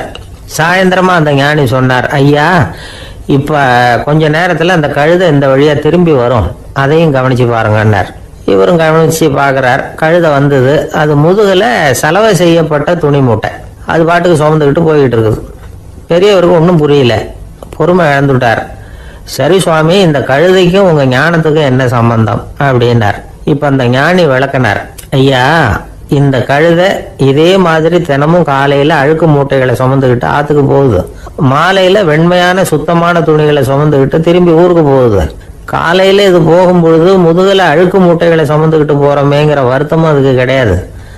சாயந்தரம் திரும்பி வரும்பொழுது சுத்தமான துணிகளை சுமந்துக்கிட்டு வர்றோமேங்கிற மகிழ்ச்சி அதுக்கு இல்லை. இதை பார்த்து தான் நானும் அது மாதிரி ஞானத்தை கற்றுக்கிட்டேன் அப்படின்னாராம். அதனால் யார் கற்றுக் கொடுக்குறாங்க அப்படிங்கிறத விட எதை கற்றுக்கிறோம் அப்படிங்கிறது தான் முக்கியம். ஒரு சினிமா பார்க்குறோம், ஒரு அருவி கொட்டுறது மாதிரி காட்சி வருது, தண்ணீர் வழியுது. படம் முடிஞ்சதும் பார்த்தீங்கன்னா அந்த திரை என்ன நனைஞ்சு போயா இருக்கும். ஒரு தீப்பிடிச்சு எரியிற காட்சியே சினிமாவில் பார்க்குறீங்க, காட்சி முடிஞ்சதும் அந்த வெண் திரையே கருகி போயா இருக்கும். படத்தில் வர்ற தண்ணீரும் நெருப்பும் அந்த திரையை பாதிக்கிறது இல்லை. நாம் அந்த திரை மாதிரி இருக்கிறதுக்கு கற்றுக்கணுமா. அந்த பக்குவம் வந்துவிட்டதுன்னா இன்பமும் துன்பமும் நம்ம எதுவும் செய்யாது. ஒரு சினிமாவை பார்க்குற வரைக்கும் சிரிக்கலாம், அழலாம். பார்த்துட்டு வெளியில் வரும்பொழுது அழுதுகிட்டே வரக்கூடாது. ஒருத்தர் வந்தார், அப்படி படம் முடிஞ்சு வெளியில் வரும்பொழுது அருவி மாதிரி கண்ணீர் சிந்திக்கிட்டே வரார். ஏன் சார் படம் அவ்வளவு சோகமா அப்படின்னு கேட்டார். இன்னொருத்தர், இல்லை சார் கூட்டம் ரொம்ப குறைச்சல் சார், மொத்தம் படம் பார்க்க வந்தவங்களே 15 பேர் தான் சார் அப்படின்னார் கண்ணீரை தொடச்சிக்கிட்டே. அதுக்கு நீங்கள் ஏன் சார் அழறீங்கன்னு கேட்டார் அவர். இந்த படத்தோட தயாரிப்பாளரே நான் தான் சார் அப்படின்னாரா இவர். இந்த உலகத்தில் உண்மையாகவே வேதாந்தம் பேசுகிறவங்களும் உண்டு, உள்ளுக்குள்ளே வேற மாதிரி இருந்துக்கிட்டு வெளியில் வேதாந்தம் பேசுகிறவங்களும் உண்டு. ஒரு ஆள் இருந்தார், அவர் ஒரு கடை வச்சு வியாபாரம் பண்ணிக்கிட்டு இருந்தார். மகா கஞ்சன், யாருக்கும் எந்த உதவியும் செய்ய மாட்டார். எச்சில் கையென்ன ஈர கையை கூட உதற மாட்டார், அப்படிப்பட்ட மனுஷன். அந்த ஊருக்கு ஒரு முனிவர் வந்துக்கிட்டு இருந்தார். வருஷத்துக்கு ஒரு தடவை வருவார், ஒரு நாள் 2 நாள் இருப்பார், அப்புறம் போயிடுவார். அந்த முனிவர் வர்றப்போலாம் இந்த ஆள் எழுந்திரிச்சு ஓடி போய் அவரை வரவேற்பான். ரொம்ப பெரிய வேதாந்தி மாதிரி அவர்கிட்ட பேசிக்கிட்டு இருப்பான். காயமே இது பொய், வெறும் காற்றடைத்த பையம்மா, தர்மம் தலைகாக்கும்மா. பணம் என்ன சார் பணம், இன்னைக்கு ஒருத்தங்க கையில் இருக்கும், நாளைக்கு ஒருத்தங்க கையில் இருக்கும், எல்லாம் மாயம். எனக்கு தான் இன்னமும் இந்த சம்சார பந்தத்திலிருந்து விடுபடுறதுக்கு நேரம் வரலேம்மா. அந்த முனிவரும் இந்த ஆள் இப்படி சொல்றதை கேட்ட உடனே, ஏப்பா அப்படி சொல்ற, இப்போ கூட நீ சரின்னு சொல்லு, உனக்கு தீட்சை கொடுத்து இதுல இருந்து விடுபடுற ஞானத்தை போதிக்கிறேன் பார். உடனே அந்த ஆள் என்ன சொல்லுவான் தெரியுமா, ஐயோ சாமி இப்போ அது எப்படிங்க முடியும், பிள்ளைங்கள்லாம் சின்ன சிறுசுங்க, அதுகளுக்கெல்லாம் ஒரு கல்யாணம் காட்சின்னு செஞ்சு கடமையை முடிச்சுட்டா நீங்க சொல்றபடி செஞ்சு விடலாமா. சரி, இன்னும் முனிவர் போயிடுவார். அடுத்த வருஷம் வருவார், இவன் வழக்கம் போல வேதாந்தம் பேசுவான். சரி தீட்சை கொடுக்குறேன் வா அம்பார். பேரம்பேத்தியை பார்க்கணும், கோர்ட்டில் கேஸ் ஒன்று இருக்குது, அது முடியணும் அப்படின்னு தயங்க ஆரம்பிச்சிருவான். எல்லாம் சொல்லுவான், ஆனால் குடிக்கிறதுக்கு தண்ணி கூட கொடுக்க மாட்டான். ரொம்ப வருஷம் கழித்து மறுபடியும் ஒரு நாள் அந்த ஊருக்கு முனிவர் வந்தார், இவன் கடைக்கு வந்தார். அப்புறம் அங்கே கல்லாவில் நம்ம ஆள் இல்லை, அவன் புள்ள தான் உட்காந்துருக்கிறான். அப்பாவை போலவே புள்ளையும் எழுந்திரிச்சு ஓடியாந்து முனிவரை வரவேற்றான். அப்பா எங்கன்னு விசாரிச்சார் முனிவர். ஐயோ அதை ஏன் கேட்குறீங்க சாமி, உங்ககிட்ட தீட்சை வாங்கி இந்த சம்சார பந்தத்திலேருந்து விடுதலை பெறணும்னு சொல்லிக்கிட்டே இருப்பார், அது நிறைவேறாமலே போய் சேர்ந்துட்டார். போன மாதம் ஒரு நாள் திடீர்னு நெஞ்சு வலிக்குதுன்னார், அவ்வளோதான் போட்டுன்னு போயிட்டார் அப்படின்னு புலம்புனான் பையன். இதை கேட்டதும் முனிவர் சிரிச்சாரான். அவன் எங்கடா போவான், உன் அப்பா எங்கேயும் போகல, இதோ வாழை ஆட்டிக்கிட்டு உன் காலடியிலே இருந்துகிட்டு இருக்கான் பார் அப்படின்னு சொல்லி அங்கே நின்றுக்கிட்டு இருந்த ஒரு நாயை சுட்டி காட்டினாரான். என்ன சாமி சொல்கிறீங்க அப்படின்னு ஆச்சரியமாக கேட்டிருக்கான் பையன். உடனே முனிவர் அந்த நாயோட தலையில் ஒரு தட்டு தட்டி பேசுகிறா அப்படின்னாரான். உடனே அந்த நாய் வேதாந்தம் பேச ஆரம்பிச்சுட்டு தான், காயமே இது போய் வெறும் காற்றடைத்த பைய அப்படின்னு தான். முனிவர் சொன்னார், அடே இப்போ ஒன்றும் கெட்டு போகல, நீ விரும்புனா சொல்லு, உனக்கு தீட்சை கொடுத்து என் பின்னாடியே அழைச்சிட்டு போயிடுறேன், அங்கே அழைச்சிட்டு போய் உனக்கு ஞானத்தை போதிக்கிறேன், வர்றியா அப்படின்னு கேட்டிருக்காரு. உடனே அந்த நாய் சொல்லிச்சான், ஐயோ அதை ஏன் கேட்குறீங்க சாமி, நான் உண்ணாமல் தின்னாமல் ஏராளமான சொத்து சேர்த்து வச்சுட்டேன், என் பிள்ளைங்க அதோட பெருமை தெரியாமல் ராத்திரி நேரம்லாம் கதவை திறந்து போட்டுட்டு தூங்கிடுவாங்க, அதனால் இப்படி நாயாக பிறந்து ராத்திரி பகலாக சுற்றி சுற்றி காவல் காத்துட்டு கிடக்கிறேன், இப்போ எப்படி சாமி வர முடியும் அப்படின்னு கேட்டுதான். அறியாமையிலேயே சுகம் கண்டு இப்படி இருக்கிற ஆளுங்களுக்கு எப்படி விடுதலை கிடைக்கும், எப்போ விடுதலை கிடைக்கும் அப்படின்னு கேட்குறார் தசாவதானி, திருக்குறள் பேர் ராமையா. அவர் கேட்குறது நியாயம் தானே. இந்த காலத்து பையன் ஒருத்தன் அப்பா கிட்ட சொன்னான், அப்பா இன்னைக்கு நான் 1 ரூபா மிச்சப்படுத்தி விட்டேன் அப்படின்னு. நானும் அப்படியா என்னடா பண்ணேன்னு கேட்டிருக்கார் அப்பா. டவுன் பஸ்ஸில் ஏறாமல் அது பின்னாடியே ஓடியாந்தேன், 1 ரூபா மிச்சம் தானே அப்படின்றான். அட பாவி, ஒரு ஆட்டோ பின்னாடி ஓடியாந்துருந்தா 10 ரூபா மிச்சமாயிருக்குமே, வேஸ்ட் பண்ணிட்டியே அப்படின்னாராம் அந்த அப்பா. ஒரு மனுஷனுக்கு 3 விதத்தில் கர்வம் உண்டாகிறதுக்கு வாய்ப்பு உண்டு. பணம், பதவி, புகழ். பணம் அதிகமாக வந்தால் கர்வம் வரலாம், பதவி பெருசாக வந்துட்டுதுன்னா கர்வம் வரலாம், புகழ் அதிகமாக போனாலும் கர்வம் வரலாம். இந்த 3 வகையான கர்வத்துக்கும் இடம் கொடுக்காம இருக்கிறாங்க பாருங்க, அவங்க தான் சிறந்த மனிதர்கள். ஒரு பெரிய பொறுப்பில் இருக்கிறவங்களுக்கு கர்வம் வந்துடக்கூடாது. அப்படி வந்துட்டுதுன்னா அது எல்லாருக்கும் இடைஞ்சல். ஒரு ராஜா இருந்தார், அவர் ஒரு நாள் தன்னுடைய தலைநகரத்தை சுற்றி வந்துக்கிட்டு இருந்தார். ஒரு இடத்துல ஒரு அழகான நிலத்தை பார்த்தார். ஆஹா, இந்த இடத்துல நமக்குன்னு ஒரு மாளிகையை கட்டினா எவ்வளோ நல்லா இருக்கும் அப்படின்னு நினச்சார். ராஜா நினச்சா அது முடியாத காரியமா? சரி, இந்த நிலம் யாருக்கு சொந்தம்னு விசாரிங்க அப்படின்னார் பக்கத்தில் இருந்தவங்க கிட்ட. அவங்கெல்லாம் ஓடி போய் விசாரித்தாங்க. அந்த இடம் ஒரு வயசான கிழவிக்கு சொந்தம், வயசான அம்மாவுக்கு சொந்தமாக. அந்த அம்மா தான் அதில் ஒரு குடிசையை போட்டு குடியிருந்துகிட்டு இருக்கிறாங்க. சரி, அந்த நிலத்துக்கு ஒரு விலையை நிர்ணயம் பண்ணி அதை அந்த வயசான அம்மா கிட்ட கொடுத்துருங்கோ அப்படின்னு உத்தரவு போட்டார் ராஜா. ஆனால் அந்த அம்மா இது எங்கள் பூர்வீக இடம், இதை விற்க மாட்டேன் அப்படின்னு சொல்லிவிட்டுது. சரி, 2 பங்கு விலை கொடுக்குறோம்னு சொல்லி பாருங்க அப்படின்னாங்க. அப்படியே சொன்னாங்க அரண்மனை ஆட்கள். அதுக்கும் சம்மதிக்கலை அந்த அம்மா. இதை கேள்விப்பட்டதும் ராஜாவுக்கு கோபம் வந்துட்டுது. தன்னுடைய ஆளுங்களை கூப்பிட்டார். போய் அந்த குடிசையை பிரித்து எறிங்க, காசெல்லாம் ஒன்றும் கொடுக்காதீங்க அப்படின்னு கத்தினார். அவ்வளோதான். அடுத்த நிமிஷம் அரண்மனை ஆசாமிகள் போனாங்க, குடிசையை பிரித்து எரிஞ்சாங்க. அந்த வயசான அம்மா இருக்கு, அதுவும் அந்த இடத்த விட்டு துரத்தி விட்டாங்க. அந்த இடத்துல ஒரு அரச மாளிகையை கட்டி முடிச்சுட்டாங்க. அந்த வயசான அம்மா பாவம், ராஜாவே இப்படி பண்ணால் யாருக்கிட்ட போய் முறையிட முடியும்? ஒரு ஞானி இருந்தார், அவர்கிட்ட போய் சொன்னாங்க. அவர் இவங்க சொன்னதை கேட்டு மனசில் வச்சுக்கிட்டார். ஒரு நாள் அந்த ராஜாவே இந்த ஞானியை கூப்பிட்டார். புதுசாக ஒரு மாளிகை கட்டியிருக்கிறேன், வந்து பாருங்கன்னு. சரின்னு சொல்லி இந்த பெரியவர் ஒரு நாள் இந்த மாளிகைக்கு போனார். சும்மா போகல, ஒரு கழுதையையும் ஓட்டிகிட்டு போனார். கொஞ்சம் சாக்குகள், வெத்து சாக்கு, அதையும் எடுத்து கழுதை முதுகில் போட்டு கழுதையை ஓட்டிகிட்டு போகிறார். ராஜா பார்த்தார். அவருக்கு இது ஆச்சரியமாக இருந்தது. என்ன இது, மாளிகைக்கு வந்துட்டு போங்கன்னு கூப்பிட்டா கழுதை சாக்கு இதெல்லாம் கொண்டு வராரு, ஒன்றும் புரியலையேன்னு நினச்சார். எதுக்காக இதெல்லாம்னு கேட்டார். அரசருடைய தோட்டத்திலிருந்து கொஞ்சம் மண் எடுத்துகிட்டு போகிறதுக்கு ஆசைப்படுறேன், அதுக்கு நீங்கள் அனுமதி கொடுக்கணும் அப்படின்னாரு இவர். இது என்ன வேடிக்கையான கோரிக்கையாக இருக்குது அப்படின்னு நினச்சார் ராஜா. இருந்தாலும் மண்ணு தானே கேட்குறாரு, எடுத்துகிட்டு போகட்டுமே அப்படின்னு நினச்சார். சரின்னு அனுமதி கொடுத்தார். அந்த பெரியவர் தோட்டத்துக்கு போனார், மண்ணை வெட்டினார், சாக்கில் போட்டு நிரப்புனார். ராஜாவை கொஞ்சம் கிட்ட வாங்கன்னு கூப்பிட்டார். இந்த மண் மூட்டையை தூக்கி கழுதையோட முதுகில் வைக்கணும், கொஞ்சம் உதவி பண்ணுங்கன்னார். ஓ, பண்ணுறேனே அப்படின்னு சொல்லி ராஜா கிட்ட போனார். மூட்டையை தூக்கி பார்க்குறாரு, முடியல, திணறி போட்டார். இப்போ அந்த ஞானி பேசினாராம். அரசே, இந்த ஒரு சாக்கு மண்ணையே உங்களால் தூக்க முடியல, அந்த கிழவிகிட்ட இருந்து அந்த அக்கிரமமா அபகரிச்ச இந்த தோட்டம் பூராவையும் சுமக்கணும்னு ஆசைப்படுறீங்களே, அது உங்களால் முடியுமா அப்படின்னு கேட்டாராம். ராஜா யோசனை பண்ண ஆரம்பித்தார். தன்னுடைய செயலுக்காக வருத்தப்பட்டாராம்.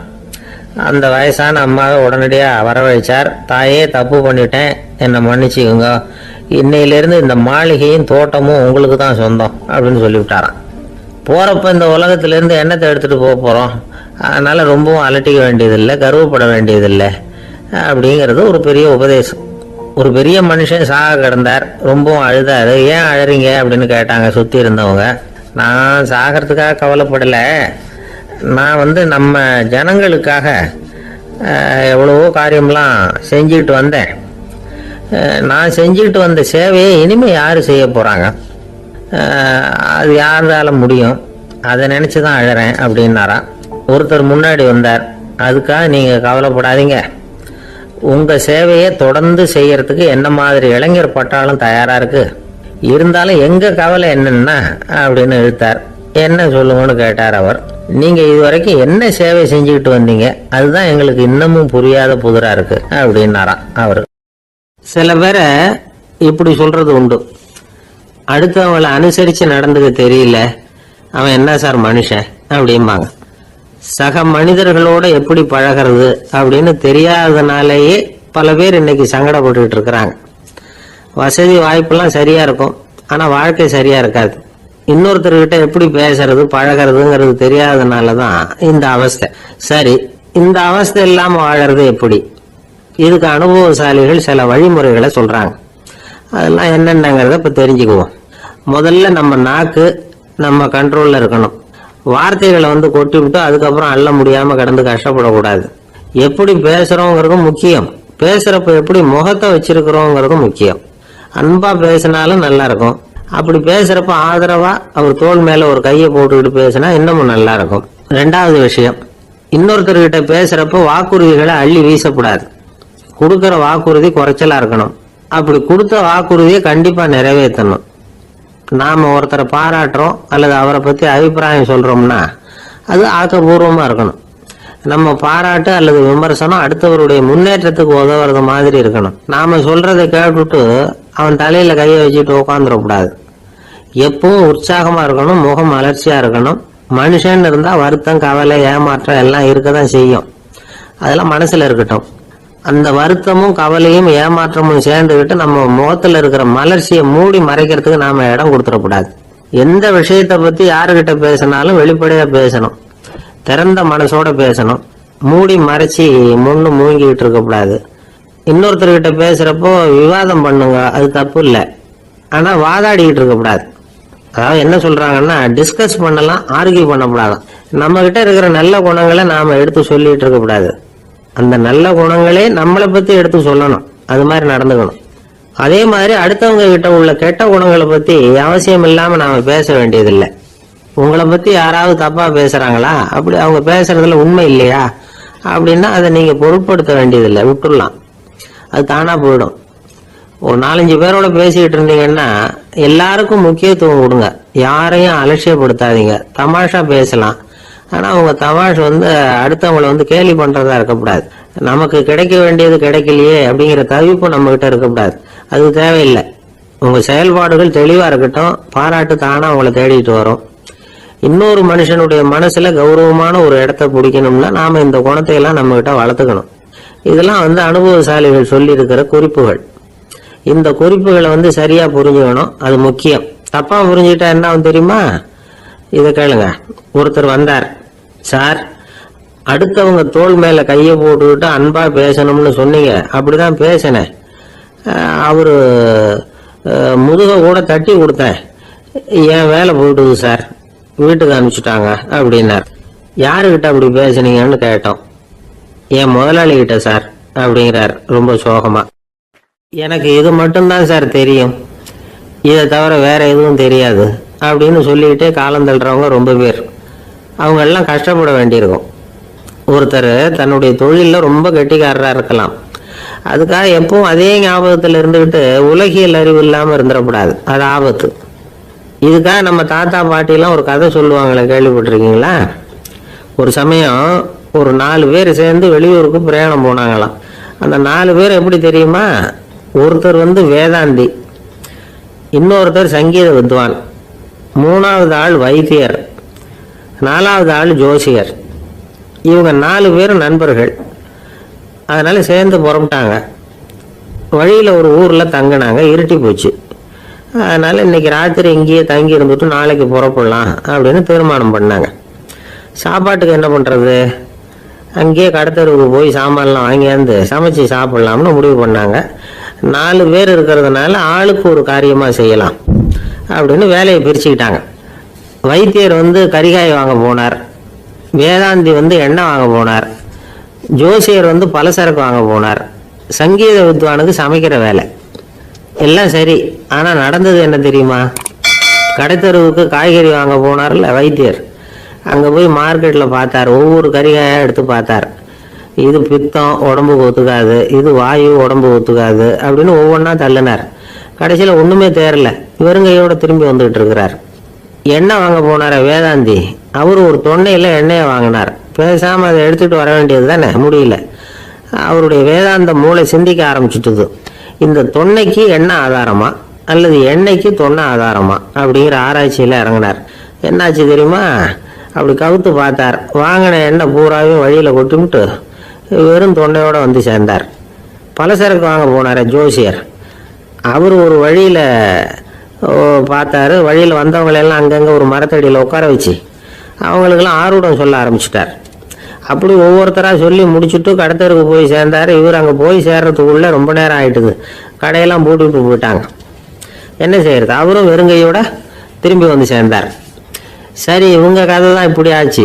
அங்கே சமைக்கிறதுக்காக உட்காந்துருந்தார் சங்கீத வித்வான். அவரு கதை என்னாச்சு தெரியுமா? அங்கே அவர் அடுப்பை பற்ற வச்சு ஒலையை கொதிக்க வச்சார். அதாவது ஒரு பானையில் தண்ணியை ஊற்றி அடுப்பில் வச்சார். அது கொதிக்க ஆரம்பிச்சது. தண்ணி கொதிக்கிற சத்தம் இருக்குதுல்ல, அது இவருக்கு தாளம் போடுறது மாதிரி இருந்தது. ஒரே குஷி, பாட ஆரம்பிச்சிட்டார். பாடிக்கிட்டே உற்சாகமாக கையில் இருந்த கரண்டியால் அந்த பானையில் தட்டினார், தாளம் போடுறதா நினச்சிக்கிட்டு. அவ்வளவுதான், பானை பட்டுன்னு உடஞ்சி போச்சு. தலையில் கையை வச்சுக்கிட்டு அவரும் உட்காந்துட்டார். எந்த தொழில் தெரிஞ்சாலும் சரி, அதை புத்திசாலித்தனமாக பயன்படுத்த தெரியலன்னா ஆபத்து தான். அதுக்காக தான் இந்த கதை. ஒரு பஸ்ஸு டிரைவர் ரொம்ப கெட்டிக்காரரு. பஸ்ஸை ரொம்ப திறமையாக ஆபத்து இல்லாமல் ஓட்டுனதுக்காக பரிசுலாம் வாங்கினவர். அவரை ஒரு படகு ஓட்டுறதுக்காக அழைச்சிட்டு போயிருக்கிறாங்க, மோட்டார் படகு. அதையும் ரொம்ப திறமையாக தான் ஓட்டிகிட்டு போயிருக்கிறாரு. நடுக்கடலில் போனதும் படகு நின்று போச்சு. மோட்டாரில் ஏதோ கோளாறு. என்ன செய்யலாம் அப்படின்னு அந்த டிரைவரை கேட்டிருக்கிறாங்க படகுல இருந்தவங்கெல்லாம்.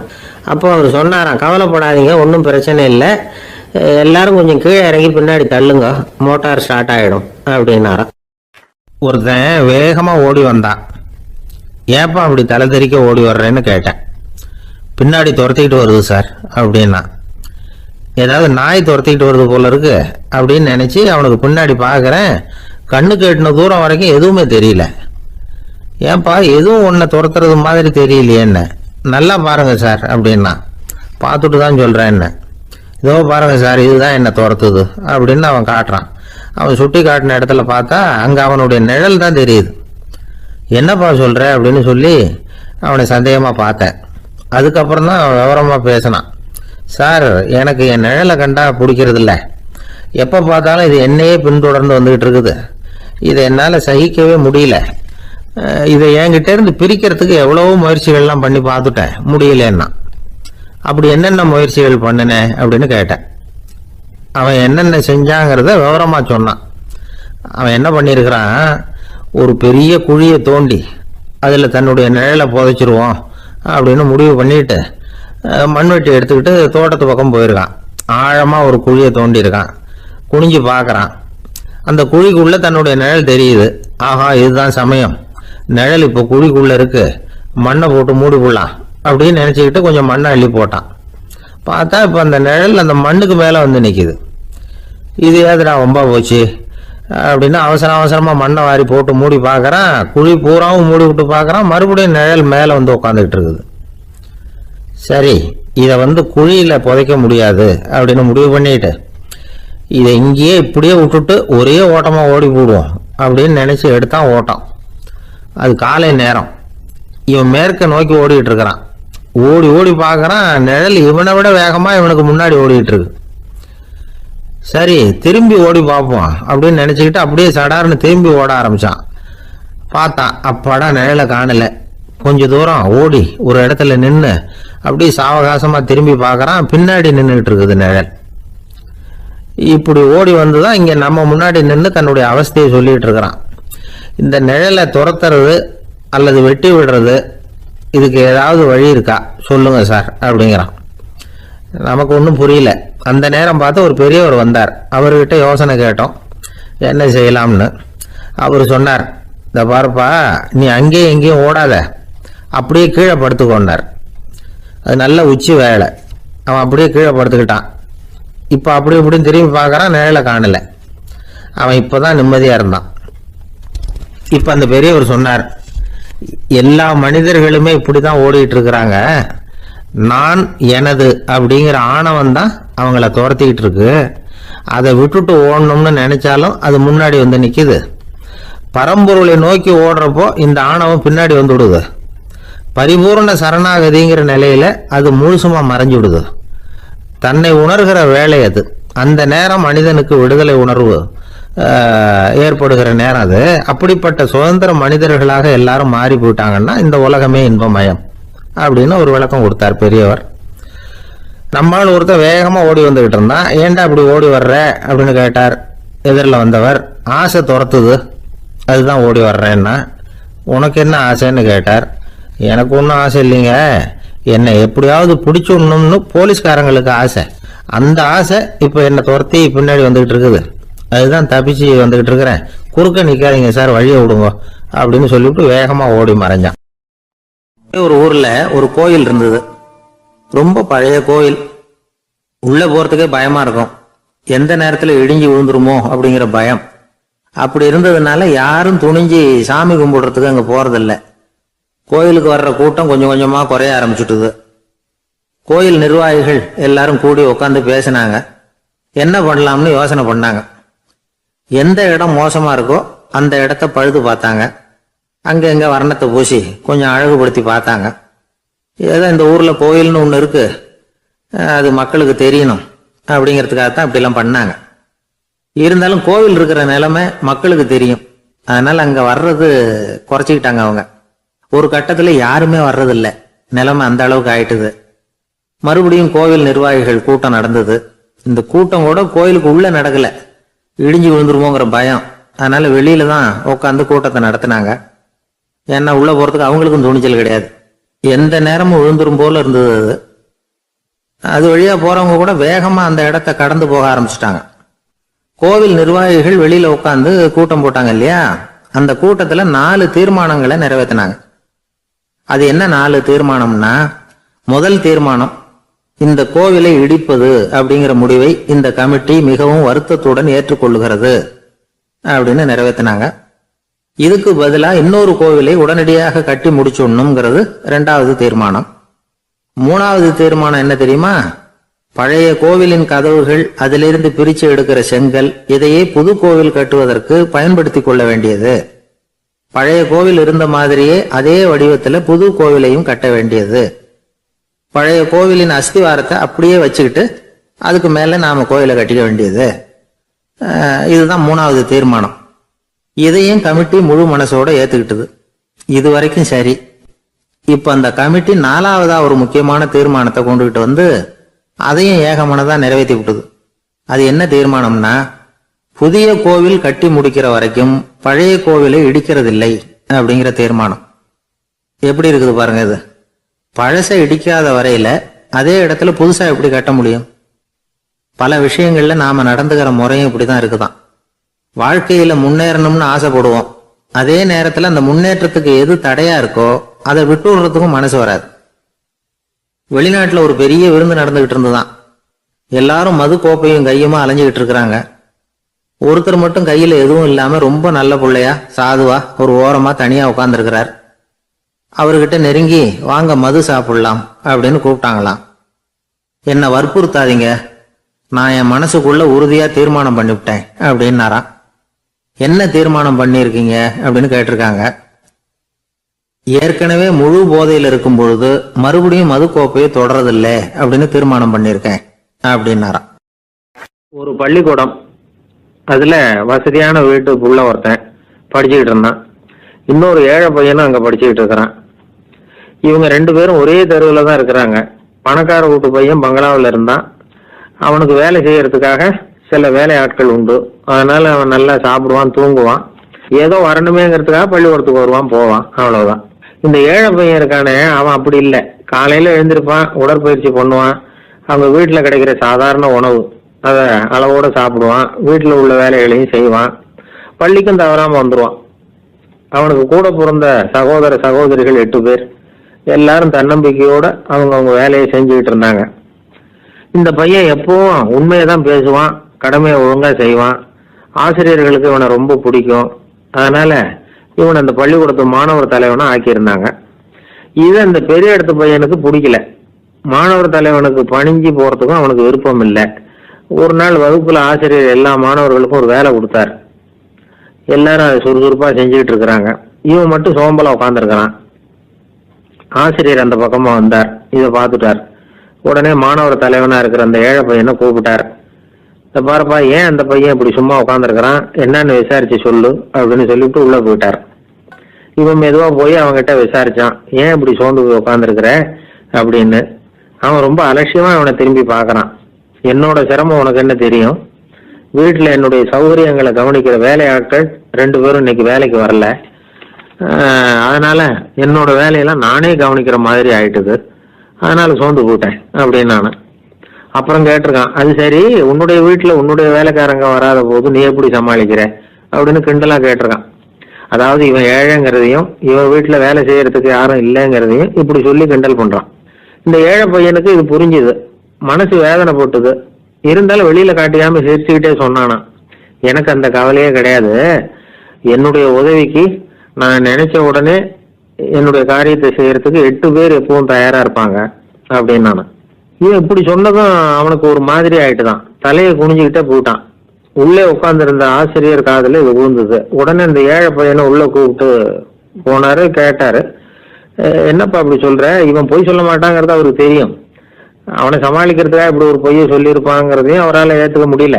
ஏன்பா நீ நினைக்கிற காரியத்தை செய்ய 8 பேர் தயாரா இருக்கிறதா சொன்னிய, உன்னுடைய சகோதர சகோதரிகளை குறிப்பிட்டு அப்படி சொன்னியா அப்படின்னு கேட்டார். இல்லைங்க ஐயா, நான் அவங்கள குறிப்பிட்டு அப்படி சொல்லலைன்னா. அப்படின்னா பொய் சொன்னியா? இந்த சின்ன விஷயத்துக்கு அப்படி பொய் சொல்லலாமான்னார். ஐயா நான் பொய்யும் சொல்லலைன்னா. இவன் அப்படின்னா நீ சொன்னதுக்கு என்ன அர்த்தம்னார். இப்ப அந்த பையன் சொல்றான், ஐயா நான் நினைக்கிறத செய்து முடிக்க என் கூட இருக்கிற அந்த 8 பேர் யாருன்னா 2 காலு 2 கை வாய் மூக்கு கண்ணு காது ஆக மொத்தம் 8. இவங்க தான் அந்த வேலை ஆட்கள். நான் சொல்றதை செய்யறதுக்கு, நான் சொல்றதை கேட்கறதுக்கும் செய்யறதுக்கும் அவங்க எப்பவும் தயாரா இருக்காங்க. அந்த அளவுக்கு என்னுடைய பயிற்சிகள் பழக்க வழக்கங்கள் மூலமா அவங்கள நல்ல நிலைமையில வச்சிருக்கிறேன் அப்படின்னா. இந்த கதையை சுவாமி சின்மயானந்தர் சொல்றது வழக்கம்.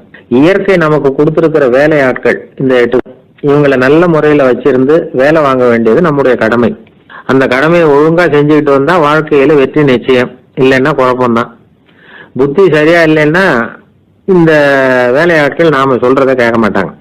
ஒருத்தன் குடி போதையில தள்ளாடி தள்ளாடி போய் ஒரு மரத்துல முட்டிக்கிட்டானா.